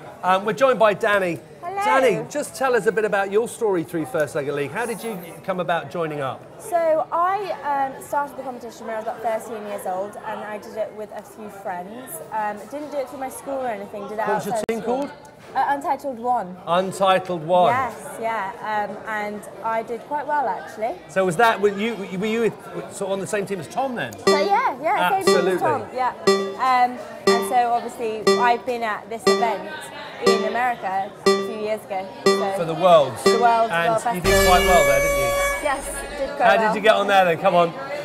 We won, which was great, yeah. So, and how old were you when you were taking part in the, I mean, first the nationals, the regionals and the nationals? Yeah, well, I actually did it the year before I won. So I started when I was at 13. I won when I was 15. Right, so you did Yes. 2 or 3 years. Yep. And then you went to the Worlds, won Yes. that. Yep. GCSE year. Yes. Same as did. Tom then. Did your GCSEs? Yeah. They went okay, even Yeah. though you were rushing around the world? It was actually the year before, but I did have a few GCSEs to do that year. Oh, wow. Yeah. And then you managed to get all those done. Did Yep. your A-levels? Did my A-levels. And what's been happening since? I'm at university, just finished my first year at university, and studying civil engineering. Fantastic. So you can see there, you know, you're wearing a little badge today as well with 9% is not Yes, enough, which is a 9. real big campaign from the IET. 9% of engineers, I think around the world. Only 9% of only engineers 9%, are women. Yeah, are Yeah. women. So it's a really important campaign we're trying to run, which is to really increased the amount of young ladies Yes. who decide to take engineering as a career choice. And the key thing is young there, because a lot of girls, once they've chosen their A-levels and they haven't chosen maths and physics, they then can't take engineering. So it's really key to get young girls involved so they know that it's a thing that they can do. And it's an amazing career choice because Yes. it's such a vast area. Yes. I mean, we Yeah. say engineer, but it can be anything from a lighting or sound engineer Yes. at a rock concert right through to civil engineering. Civil or chemical engineering, so yeah, everything. And so you've gone straight, I mean, Tom's taking a gap year, you didn't do the gap year? No, I didn't. I went straight to university. And how are you finding it? I love it, absolutely love it. Which university? I'm at Birmingham University. Fantastic. Yeah. And you're loving it, I mean, literally everything Yes. you wanted? Yes, yeah, it's And great. still happy with engineering? Yes, I love the course. It's really, really good. So there we have it. If you're out there now and you're thinking of what career you can take and you like solving problems. Yes, problem and, solving and maths and, you know, yeah. And physics, chemistry, Yes. all of those things, and how to actually put that into practice rather than just theoretical. Yes. That's really engineering. isn't Creative it? problem solvers. There you go, Yeah. creative problem solving. and to be fair, there's a lot of people out there now talk about there are great engineers coming through from the creative arts and from other areas as well, Yeah. and working as teams with engineers yeah. because you can. I think we've got a live show coming up now for you, so let's have a look at this run. I think we're here on table 11. I think we might have a Spanish team, R2DT. We've got R2DT here with us as well. But let's have a look what they're doing. So again, this might be, I think that is Yes, that is R2D2. that is R2DT there. Brilliant, it says on their t-shirt. And again, it's a small robot, this. It's not one of the massive ones. So It's not. we saw a But beautiful they're fish tank. very reliable. The small robots can be a lot more reliable than the big ones. And smooth as well. That was Smooth, really yeah. smooth. It didn't knock the... Nifty, they can work their way through the missions rather than just going straight over them. I mean, we saw there that fish tank was pushed really nice. So there's our little friend being sent out. They've got the bee on top of the hive. Yeah, bee on top of the hive. They put the pig in the farmyard there. Absolutely perfect. Our little friend, should I say? It looks like they've got their gecko or the white animal on the robot, which means it looks like they're going to try and hang on the wall. Literally in one go. This is incredible. Yeah. So they've picked up all of the farmers there. They're putting those put them down. on the gravel, which they've got to add manure to. Yeah. Oh, that was unlucky. They just moved it by a touch before they got there, didn't they? How well are they going? This is an amazing run because it's doing it all in one go. I know. That's Straight right. over. This looks like it could be going for the gecko. Yes, I They're think dropping it the is. gecko. Oh! Oh no. That was so close. It literally, you just saw it bounce against something there and it knocked it off the end wall, didn't it? It can be really unlucky. Some of the things that happen, just unlucky. It can be Something perfectly gets in good, the way, yeah. absolutely. Just one Can't little predict bump. it, yeah, so annoying, but you know, that's the... And here you can see they're now changing one of the attachment points there. I think they moved the sensor, which is quite interesting. So sensors can be really useful in because you can see they're using 4 light sensors there to work their way around in the black lines. Wow, that was a really good close-up example there. Yeah. And there you can see this rotary arm that's moving. Looks like it's going... Oh no, it might be moving again. A little bit debating with the referee there. Yeah. Yeah, it looks like it might be a bit stuck. I think that's doing it. That's really odd, isn't it? Because that looks to me like that should be moving it round and round. The judges will get involved here. You can see the team there talking to the judge. And it could be that actually the mechanism has gone wrong there on our... We've got one here for you to have a look at. The idea is that you... I think you have to take the lock. Yeah. Have I got the lock on? I think I might have the lock on here. Let's have a quick look. You can see... Here we go. Try that now. So you lift that up, and each time you lift it, it turns it round a bit, and you can see ours. The gears there. You can see the gears in the... Yeah, so there's a lot of gears inside, and so what might have happened there is for some reason, something could actually have gone wrong with this, and if that's the case, the judges will look at that and will award the points. So it's, you know, it's a really fair competition like that, isn't it? Definitely. Yeah. And you've been out there today volunteering. I mean, a fantastic thing as well. We should talk about that. Yeah. This competition, there's 93 teams. Yes, 93 teams. You know, I think there's probably a couple of thousand people here from all the teams, the families around Especially over the course of the week, there'll be more than 2,000. Absolutely. Plus, you know, people coming in to watch. And so people like yourself who come back to volunteer, it's massively important to us. Yeah. And you know, is that? Do you find that really fun still? Yes, it's very nostalgic for me coming back and seeing all the young children that compete because I'm like, oh, I was there once. It's really, really nice to see. But I think it's quite useful having volunteers that know the competition well because you know, the better we know it, the more we can help all the other teams. So it looks like we've got another live game coming up now as well. Danny's going to help me commentate on this one. Let's see what we've got coming in here and which team. And the referees look like they're getting ready to go here, so let's have a quick look at the table. We'll try and find out for you as well who we've got on the table and give you a shout out if we can. I think it's just about to start now. The whole timetable has gone out of the window. It's the first day of the actual live runs, isn't it? Yes. Yeah, a little bit of chaos, but you know, that's to be expected. There's 93 teams to get through in about 2 or 3 hours. It's a huge volume of teams. A lot of spectators, which is making things a little bit difficult, but you know. So it looks like it's coming up now. So here we go. We'll look like we're going to cut back any second now to the live games. For those of you joining us just now, we've got the scoreboard coming up here. Again, the scoreboard takes a little bit of time because if there's been problems with any of the tables and the judges have to get involved, the scores come through. It takes an hour or so for the scores to come up on the board. But over the next couple of days, you can see there the Flaming Phoenix is up there with 309, which is a sensational run. It's amazing, incredible. And they do, if the first run goes wrong, they do have 2 more runs over the next coming days. And they have time between those runs to improve their robot and see what's gone wrong. So table 1 there, team 19 are the Ambre Dragonites from Canada. The Ambre Dragonites from Canada. They're on there on table 1 at the moment. And we can see there again, it's one of the smaller type of robots with this kind of lots of different attachments. Yes, yeah. Again, reliability. Wow, did you see that? Yes, that was a superb move there on table 1. It drove up, it had a long arm, and rather than using those little yellow uplifters, just use force and spun it around. I mean, that's fantastic. So really, really amazing how it did that. They've taken a little penalty there to pick it up and bring it back. Yeah, but sometimes, you know, getting on with it and not wasting time is more efficient than losing the points. You only lose 5 points for picking it up. So it's really about understanding the rules and working out the quickest ways of doing things. Yes, it's all about efficiency. You only have 2.5 minutes, and that is not a long time to complete all these missions. Exactly. So they're putting a different attachment on now. It looks like they're using maybe a light sensor as well, a line sensor. They've set it off there. Let's have a look. It's gone off at a little angle there. It's picked up there. It's hit the line, didn't it? And it was just off. Just delivered the pig to the farmyard. And does it need to be more in the farm, I think, doesn't it? Inside the actual square? Yeah, I believe so, but they fixed it, so they'll get points for fixing the pig. Yep. There's good attachment there. See, they're using a rig. Yes. And rigs can be really useful for positioning of the robot. Yep. And a complete contrast to over there on table 2, where they absolutely have got a massive robot, loads of different arms on it. Yes, and just an incredible difference between table 1 and table 2. Table 2 are using the edge as a sort of guide, and then sending out lots of probes and arms to help do things.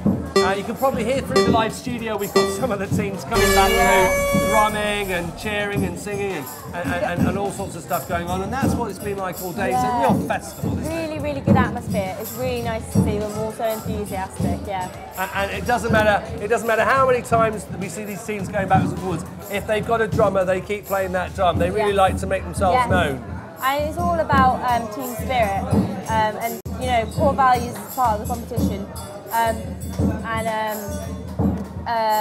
Can't remember what I was saying. Well, I mean, just a great atmosphere. The team's fantastic. Yeah. I think, Danny, what we're going to do now is we're going to quickly go and show you a video now, really about how you can get involved in First Lego League, and you know what your school could do if you're out there watching.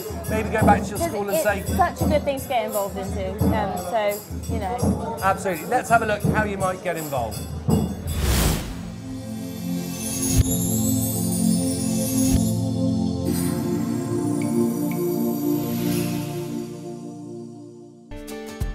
First Lego League is a robotics-based life skills competition. It is a global programme that is run in the UK and Ireland by the Institution of Engineering and Technology to give young people the opportunity to have fun with engineering. To register, just head to firstlegoleague.co.uk. There's an entry fee that includes your robot game field setup kit and your entry into a tournament. Now you've registered, you'll need a Lego Mindstorm kit to build a robot. Any version of Mindstorms is fine. Talk to your local STEM coordinator. Maybe you can borrow a kit. Ask parents to donate some extra Lego. But you're not having mine. Now we need to get the team together. No more than 10 people in a team. No cheating. Let's practice programming with Mindstorms as soon as possible. There's no need to wait until the challenge is launched. When the challenge is launched, we need to read the challenge document very carefully. There are quite a lot of rules and we don't want to build something that doesn't do the right thing. Remember, there are 3 parts to FLL. The robot game, the project, and the core values. Don't get carried away only focusing on one of them. Your job as our coach is to encourage us and help us focus. You're not allowed to do the work for us. Don't worry, we're smart enough to work it out ourselves. But we do need your help to organise the trip to the tournament day. The day is action-packed and event staff are on hand to keep the day running smoothly. Feel free to look online to see what other teams are doing around the world. But don't let them worry you. At the tournament, there will almost certainly be other teams there for the first time with you. If the team have had a go and got involved, they'll love the tournament. So what we need you to do: register online, get the kit, create a team, help us organise ourselves, and get us to the tournament. We look forward to seeing you there.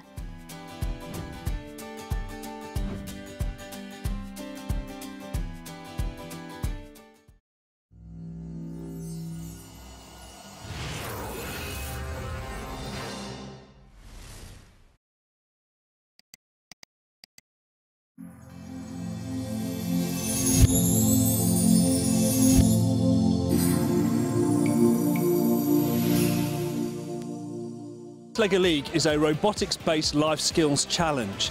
Now, what makes it different from a lot of robotics competitions is that the robot game itself only represents about 1/3 of the actual overall competition. So the mats that you see here that the kids are undertaking their challenges on, and they have to program the robots to be able to deal with, are very important, and they do form an extremely challenging bit of the overall competition. However, what you don't see here is the fact that actually the teams also have to go off to different parts of the university to go and be judged on various other things. One of which is the robot design. So not only do they have to build a robot that can deal with all these different challenges, but they then have to justify how they've designed and built it and demonstrate the quality as well. They then also have to show what we call core values, which include things like creative thinking, problem solving, team working, to show that they can work together to overcome the challenges together. It's not just one person who's taken lead and brought a load of friends along for a ride. It's actually a genuine example of teamwork. And then they also have to do a research project alongside it. Now, this is linked to the annual theme. They look at the theme, they identify a problem associated with the theme, think about how they might want to address that problem, and come up with the solution, which they then have to present to the judges. So it's a very holistic competition.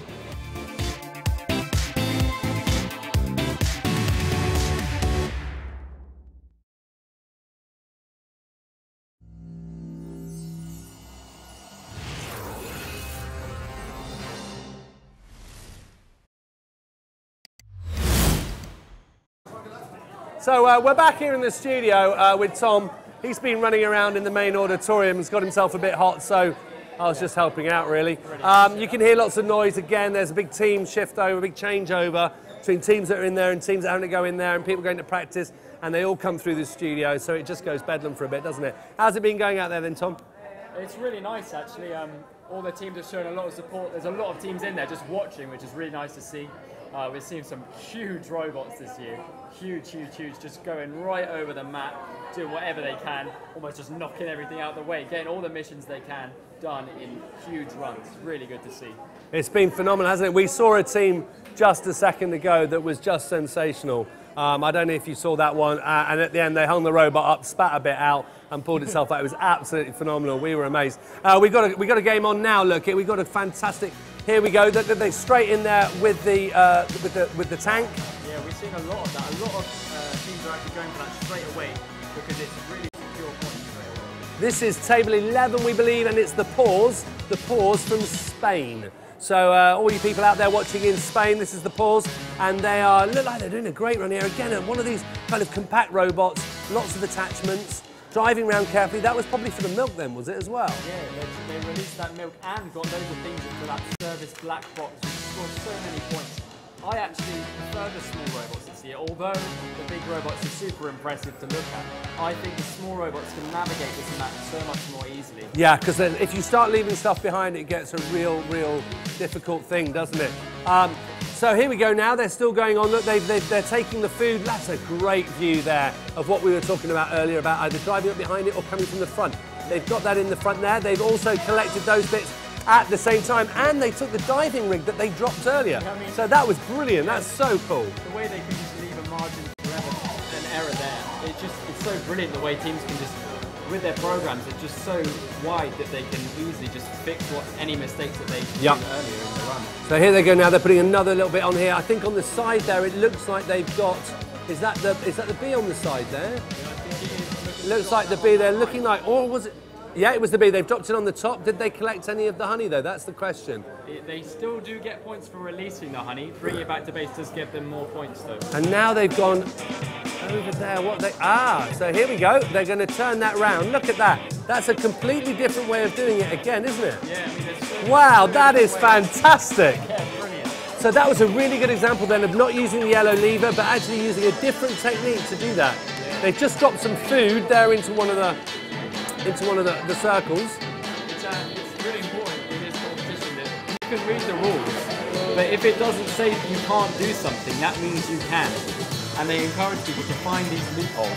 So they've just actually picked up the manure there, moved it, but then dropped some food over to the flamingo, which was excellent as well.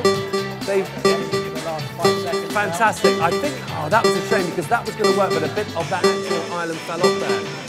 And we're down to that sector. A very good run there as well. You can see that the Spanish team there, Paul, absolutely thrilled there. Their hugs all round. Everybody, you look at that, just the excitement and the passion is brilliant, isn't it? That's what it's all about. Yeah, they want to score highly, but if they're happy, if they are happy as a team, then that's really good for them. So really good. Amazing. So we just saw that run. That was really exciting.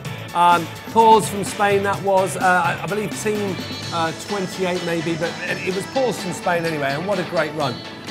So since we last spoke, have you seen anything else that's exciting you? I just saw one just before. We're seeing a replay there, look. I think this is Pause, of the way that they use their grabber there to just pull out the food from the fridge, straight into a little tank at the front. This was sensational. Yeah, we do like this.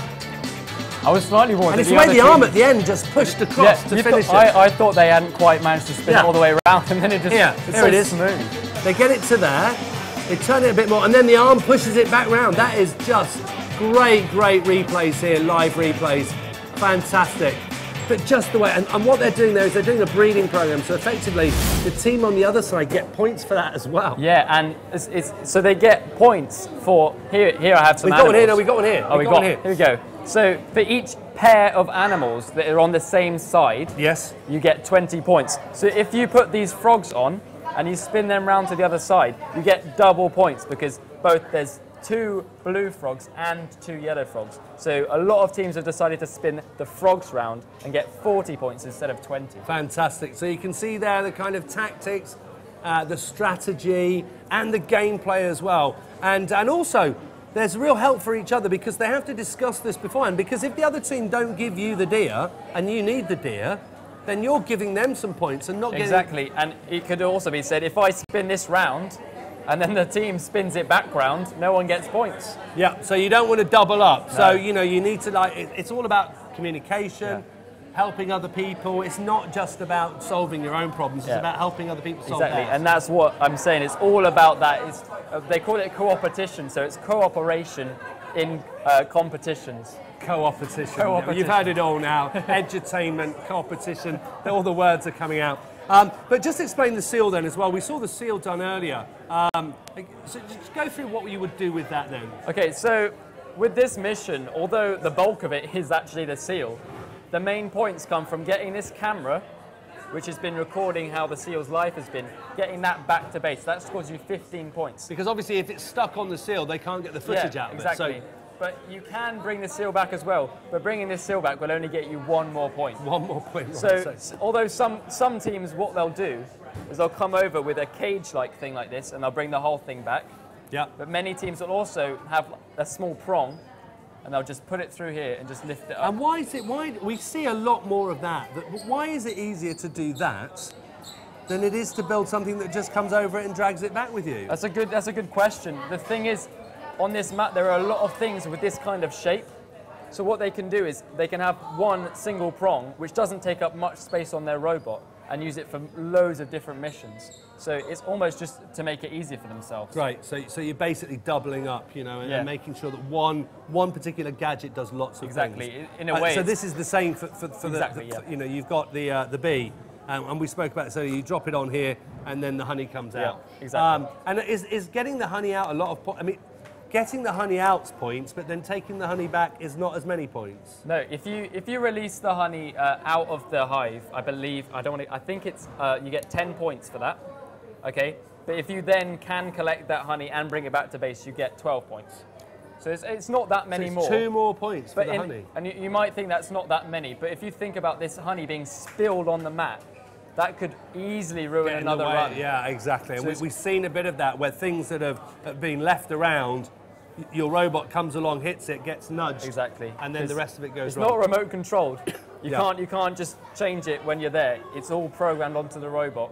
Which is where the computer programming bit comes in, isn't it? Yeah. And it's easy to forget that there is a programming element behind it. I see it, I've walked around the practice tables a lot today, and although, they'll run the robot a few times, most of their time there will be just small tweaks to those programs, because a small tweak can make a huge difference. And again, we haven't really touched on it very much today, but the robots themselves, they've got a number of devices within the brain to be able to drive, haven't they? Yeah. So just go through quickly what those sort of programming tools are. You've obviously got wheels. Yes, so what you have is this kind of main computer brain, and everything is connected to that. So all the programs are downloaded onto that small computer, and then what you do is you can plug in motors, which then drive wheels, or they can drive attachments. Like we saw before, there was the arm that came out. Oh, we've now got a live game just come straight through here.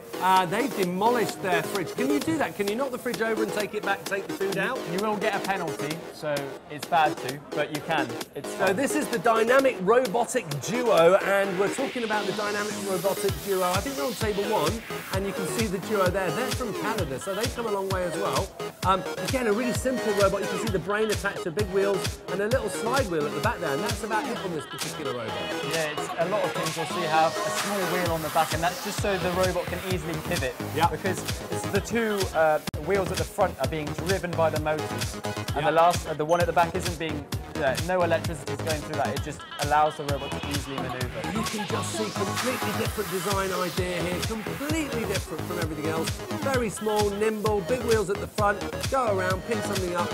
I mean, there's hardly anything to it. It's just literally the bare minimum. Yeah, which is absolutely fine, because as I said before, it's so easy to get caught on stuff on this mat. And the small robot it's often quicker as well. And it also seems like you can get caught up in just like complete design overload and trying to fix something, find a solution to a problem by making something huge. Whereas these guys are obviously finding solutions. I mean, look at that, that was superb. Yeah, they've driven straight over, they thought, we're not going to make anything to go round it, we're going to go straight over, drop it off and come back again. A lot of teams, because they've done this competition before, they see other robots and like, oh, I like that bit, oh, I like that bit, so they just chuck it all on their robot and it just gets bigger and bigger. And again, we just saw that again there, they've just delivered something more into the actual, the sort of wasteland. And that's fantastic. What's this bit here? They've got some.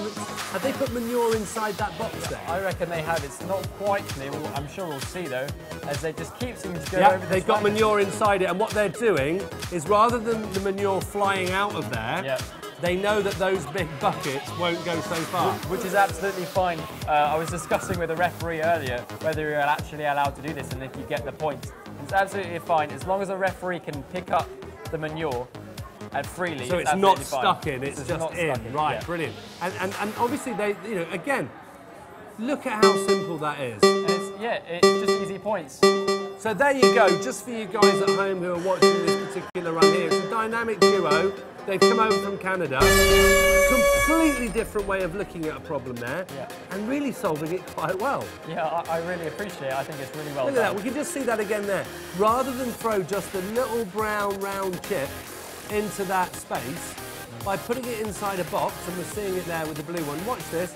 That brown little round thing in the middle there would have just flown out. Yeah, agreed, yeah. We've seen a lot of teams approach that mission particularly very differently. We've seen huge robots just... I've seen one team had a net there, I don't know if you saw this here. I think we've got some clips of it for either tomorrow or later today. It's crazy. They just fired them at the net and it just bounced back into that box. So hopefully now, what we're going to do is show you a few reminders now on how we do our point scoring system for all of the tournament that's going on over the next 3 days. So let's take a look at the point system. Welcome, teams, to First LEGO League's Animal Allies robot game. Do we need animals or do they need us? Answer, yes. This robot game showcases just a fraction of our wonderful story with animals. As you work on the missions, pay attention to the many ways innovation and technology have enabled humans and animals to exchange help, friendship, amusement, protection, and love. As you'll see, there are many fun problems left to solve. Shark shipment. The shark starts in its tank, balanced, not touching the walls of the tank. The robot has 3 opportunities for points. It can push the tank into this rectangle, or into this rectangle for more points. But you can get serious points if the delivered shark isn't touching the tank walls. Service dog action.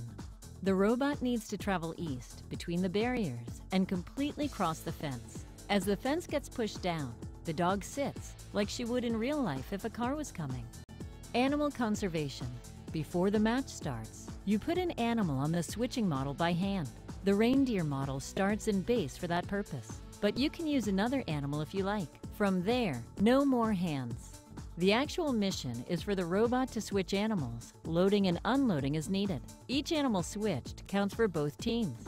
At the end of the match, the referee is going to be counting pairs of identical animals on a common field. And again, both teams get credit for every new pair. Feeding. The refrigerator is set up with a color-randomized stack of food pieces inside. It's the robot's job to take the food out and distribute it to certain animal areas. Points are earned for each piece. It doesn't matter which area a color goes to, as long as the colors aren't mixed in that area. It's possible to do this mission without sensors, but mastery of sensors would save time. Biomimicry. The robot needs to hang this mechanical gecko on the test wall.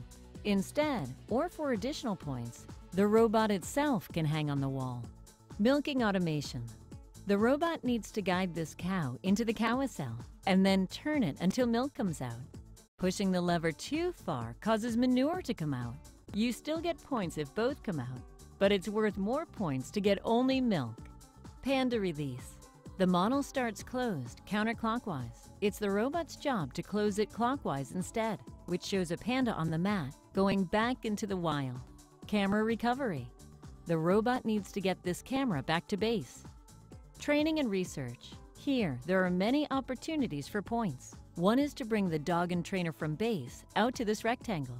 Another is to bring the zoologist to the same rectangle from the pandas area. And finally, points are earned for each manure sample delivered to that rectangle. This should be quite a challenge because you're only allowed to transport 1 disc at a time. Beekeeping. The robot needs to get the bee onto the beehive and the honey must come out. If the honey ends up in base, that's worth more points. Prosthesis. The robot needs to bring this pet, who is missing her legs, to base. There, the team will hand install a wheeled prosthesis for her. For added points, the robot can deliver her to the farm area, where she will have fun playing with other animals for the rest of her life. Seal in base. By the end of the match, the seal needs to be in base and not broken. Milk in base. The robot needs to get all 3 milk cylinders to base. Milk on ramp. The robot needs to get all 3 milk onto the ramp, or onto the ramp in an unaided fashion, or onto the ramp in an unaided fashion with all 3 standing. All samples. The robot gets enhanced points if it's able to get all the manure samples to the target rectangle. Again, you're only allowed to transport 1 disc at a time. That's our game. We hope you have as much fun playing it as we did making it. Visit www.firstlegoleague.org for more resources to help you. And watch your team email blasts for tips and information about events near you. The Animal Allies season is brought to you in part by our global sponsors, 3M, NI, Rockwell Automation, and of course, LEGO.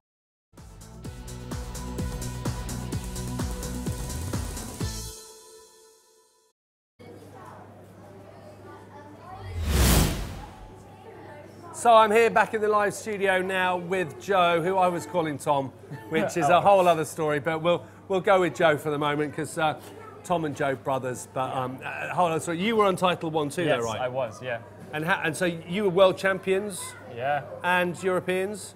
Not European champions. Nationals. Yeah, nationals. Yeah. So UK national and worlds. A few years ago now. I feel like a veteran.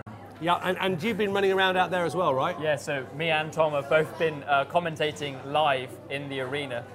Which is hard work, which is why we had the fans out earlier, yeah. so we'll keep doing that, running about. We're a little way from the main arena here in the other sort of areas, and these guys are running around backwards and forwards.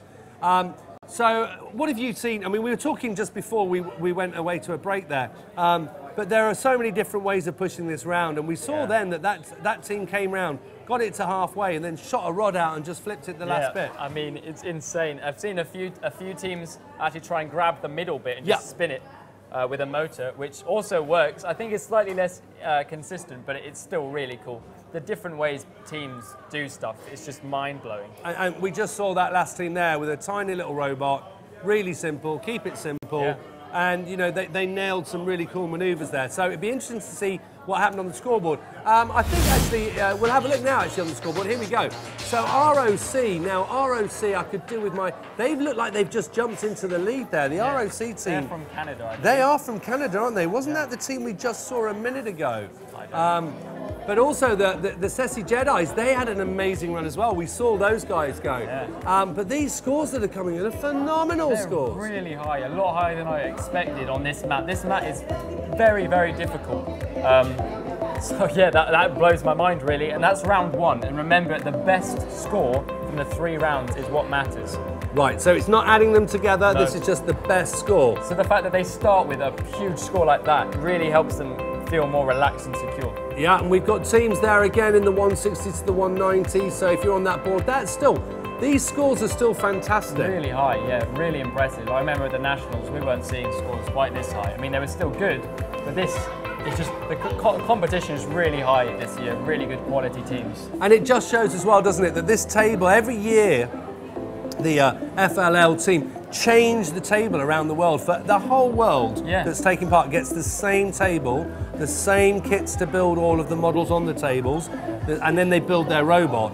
And you know, we're seeing the scoreboard going through here with still some great runs out there for first ones. Yeah. But the table stays the same for a 12-month period, doesn't it? Yeah. So all the competitions that happen, whether it's your regionals, nationals, Europeans, or your continents, whether in different parts of the world, then you go through to the Worlds and this International Open. Yeah. They're all the same table. It's crazy to think about. I mean, there's like over 20,000 teams worldwide taking part, and they all get the same mat. And just imagine on the first day it's released, all these teams just ripping open the box, getting going. It's just crazy to think about all these kids getting involved. Yeah, I think actually we've got a box here just behind us to show you what you get. I mean, I was going to try and make some of the parts, to be honest, but you can see here you get bags and bags and bags of Lego. And what this builds all these guys here, doesn't it? Yeah, and it's actually, it's really, that's like half the fun is building the missions. One piece of instruction that just says go to the website, download a big PDF that then has all of the different instructions for all of these bags. And so what you then build, we'll just put that back down here, there's one, and here's some, to be honest, we just stole some in the end. Here's some we prepared earlier. And so then you build these guys, and you put them out on your table, and then you start working out, right, how are we going to do this? Yeah, and a lot of teams, especially teams I've been involved with in the past, what we do is we'll build the missions, we'll put them on the mat, and we will refuse to build any part of our robot. We will just look at it and we'll go, what do we do? Because, and especially in engineering jobs, they don't just start building buildings, do they? That wouldn't work. They plan it, they plan. And they're drawing up just with pencils and pens on paper, they're just drawing out what they think is the best way of doing things. I think it's really important for new teams to think about. Don't just rush into it. Yeah, sure, it's really fun programming, building a robot.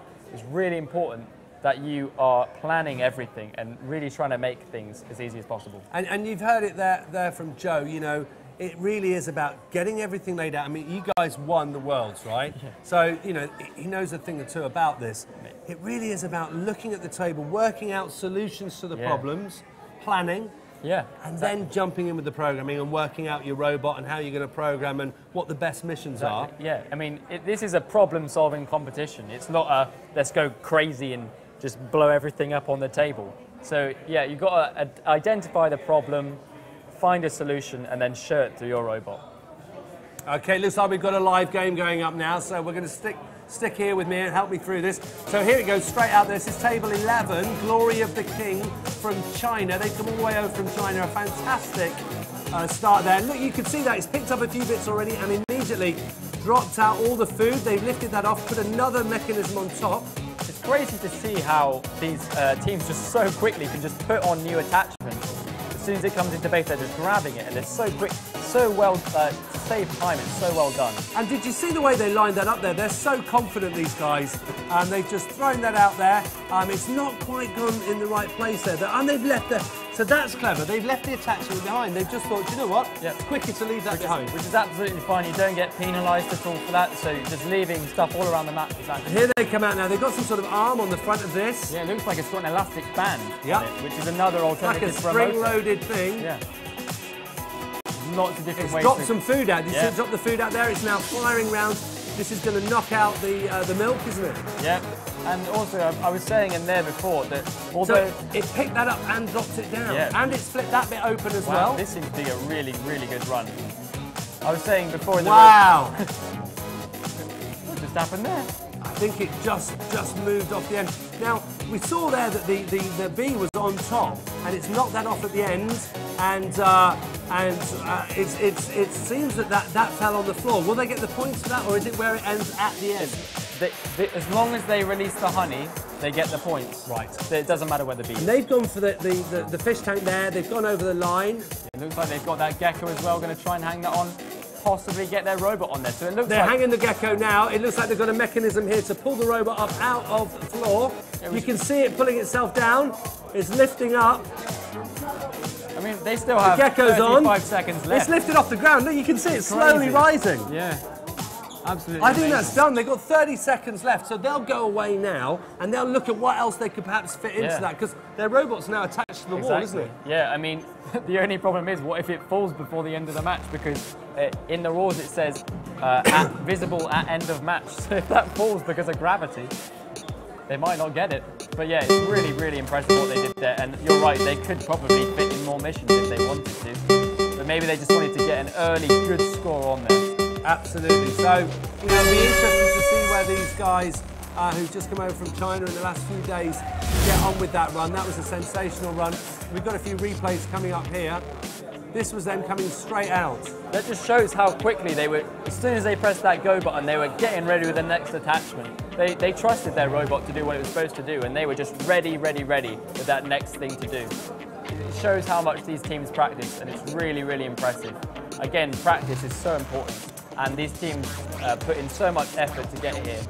And it's so nice to see when the robots... And here it is again. We'll just see this, hopefully now, this fantastic lift. They dropped the gecko as well. Here it comes there.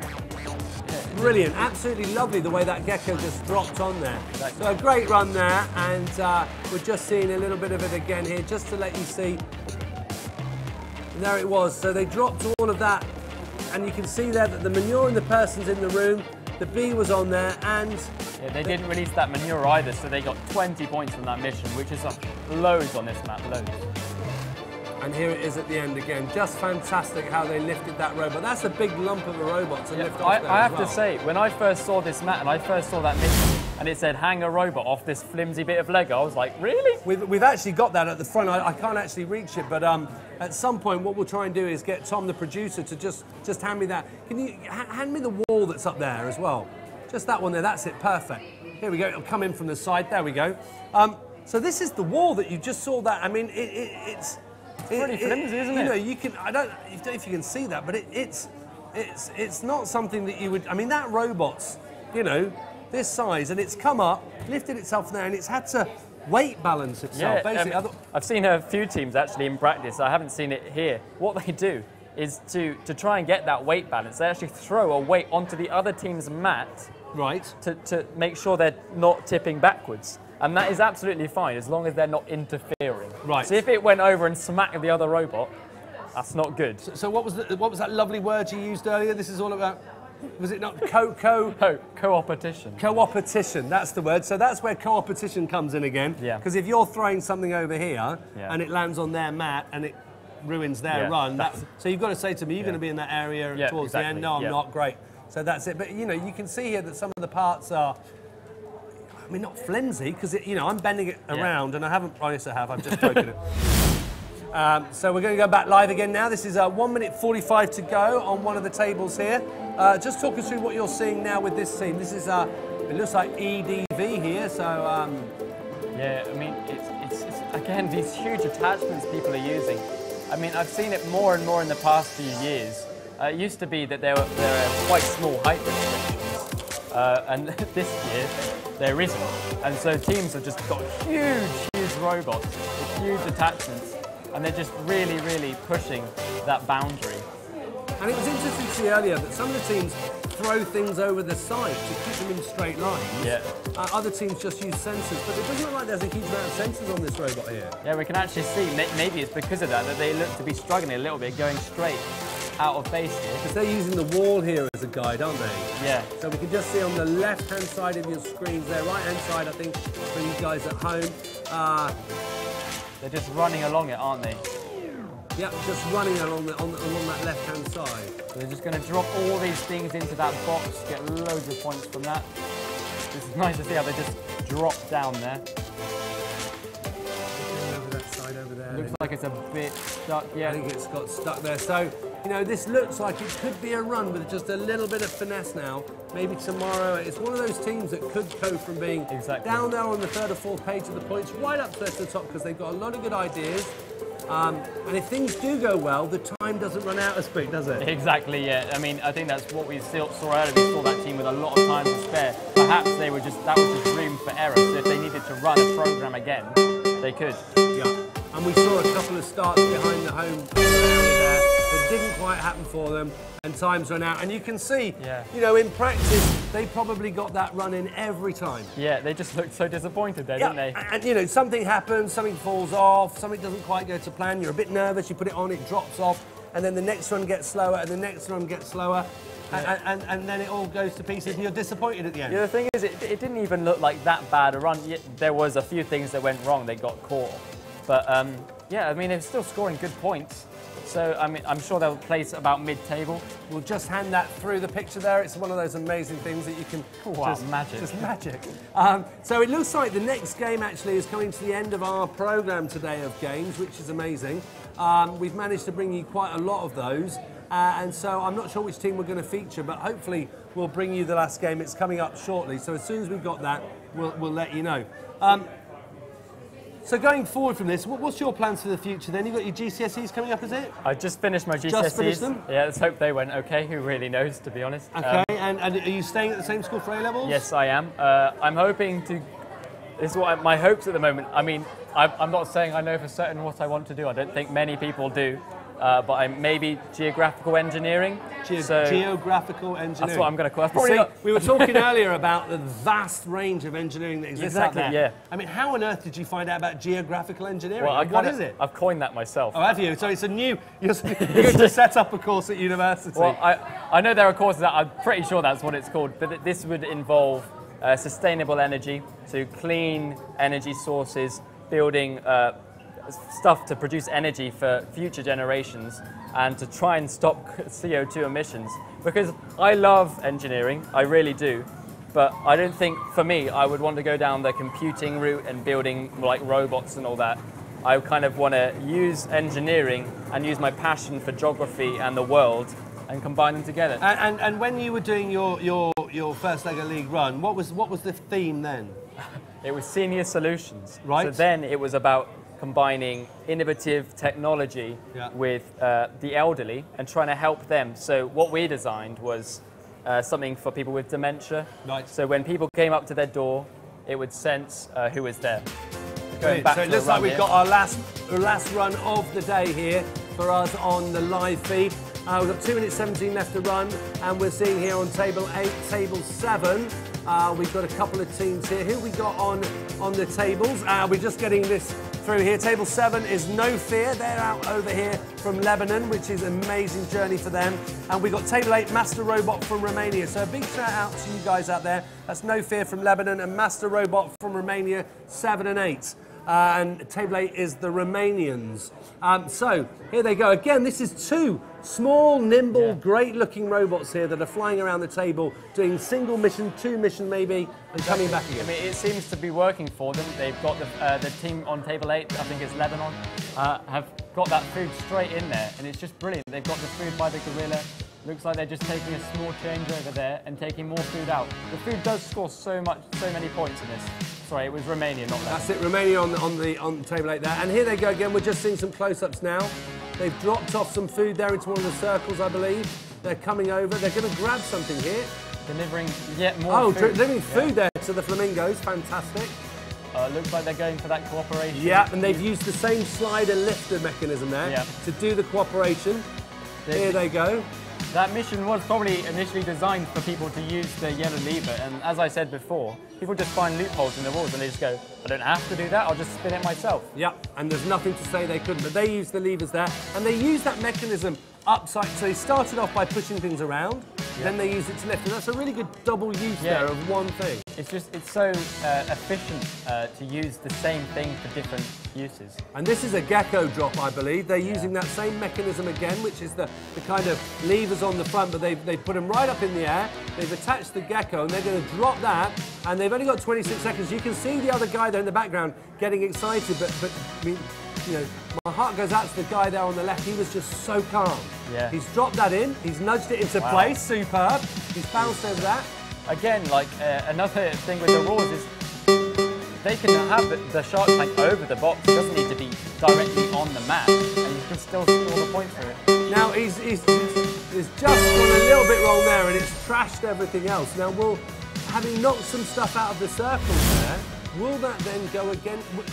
Yeah, if that food gets knocked out circles, it does not score. It's very clear in the rules. It was really, really disappointing for them. It just didn't quite go their way there. So you can see there's been some fantastic... I don't know if we're just going to get a chance to quickly look at the main scoreboard. So we'll just fire up the main scoreboard here, guys. There you can see still ROC at the top there with 330 points. Looks like German Eagle has taken second place from Flaming Phoenix there, absolutely superb there. And then, yeah, we'll keep you up to date over the next 2 days now with the scores. You can see round 2, round 3 there will come in. Well, Joe, it has been a fantastic first day here. Yeah. I mean, I know the teams were here practicing. There's been lots of other things with doing all of their other parts that take up of the Lego, the other 3 parts. Yeah. But what an amazing first day. I've really, really enjoyed today. The energy here is so amazing. I'm sure you felt it here in the studio. 93 teams. Yeah, it's absolutely crazy. That's more than I've ever seen at a competition like this. And the organisation, you know, Mandy and her team have been fantastic. There's been a huge amount of volunteers as well. We shouldn't forget all of those, you being one of them. You know, and loads of parents, teachers, all looking after all these students who've come in from all over the world.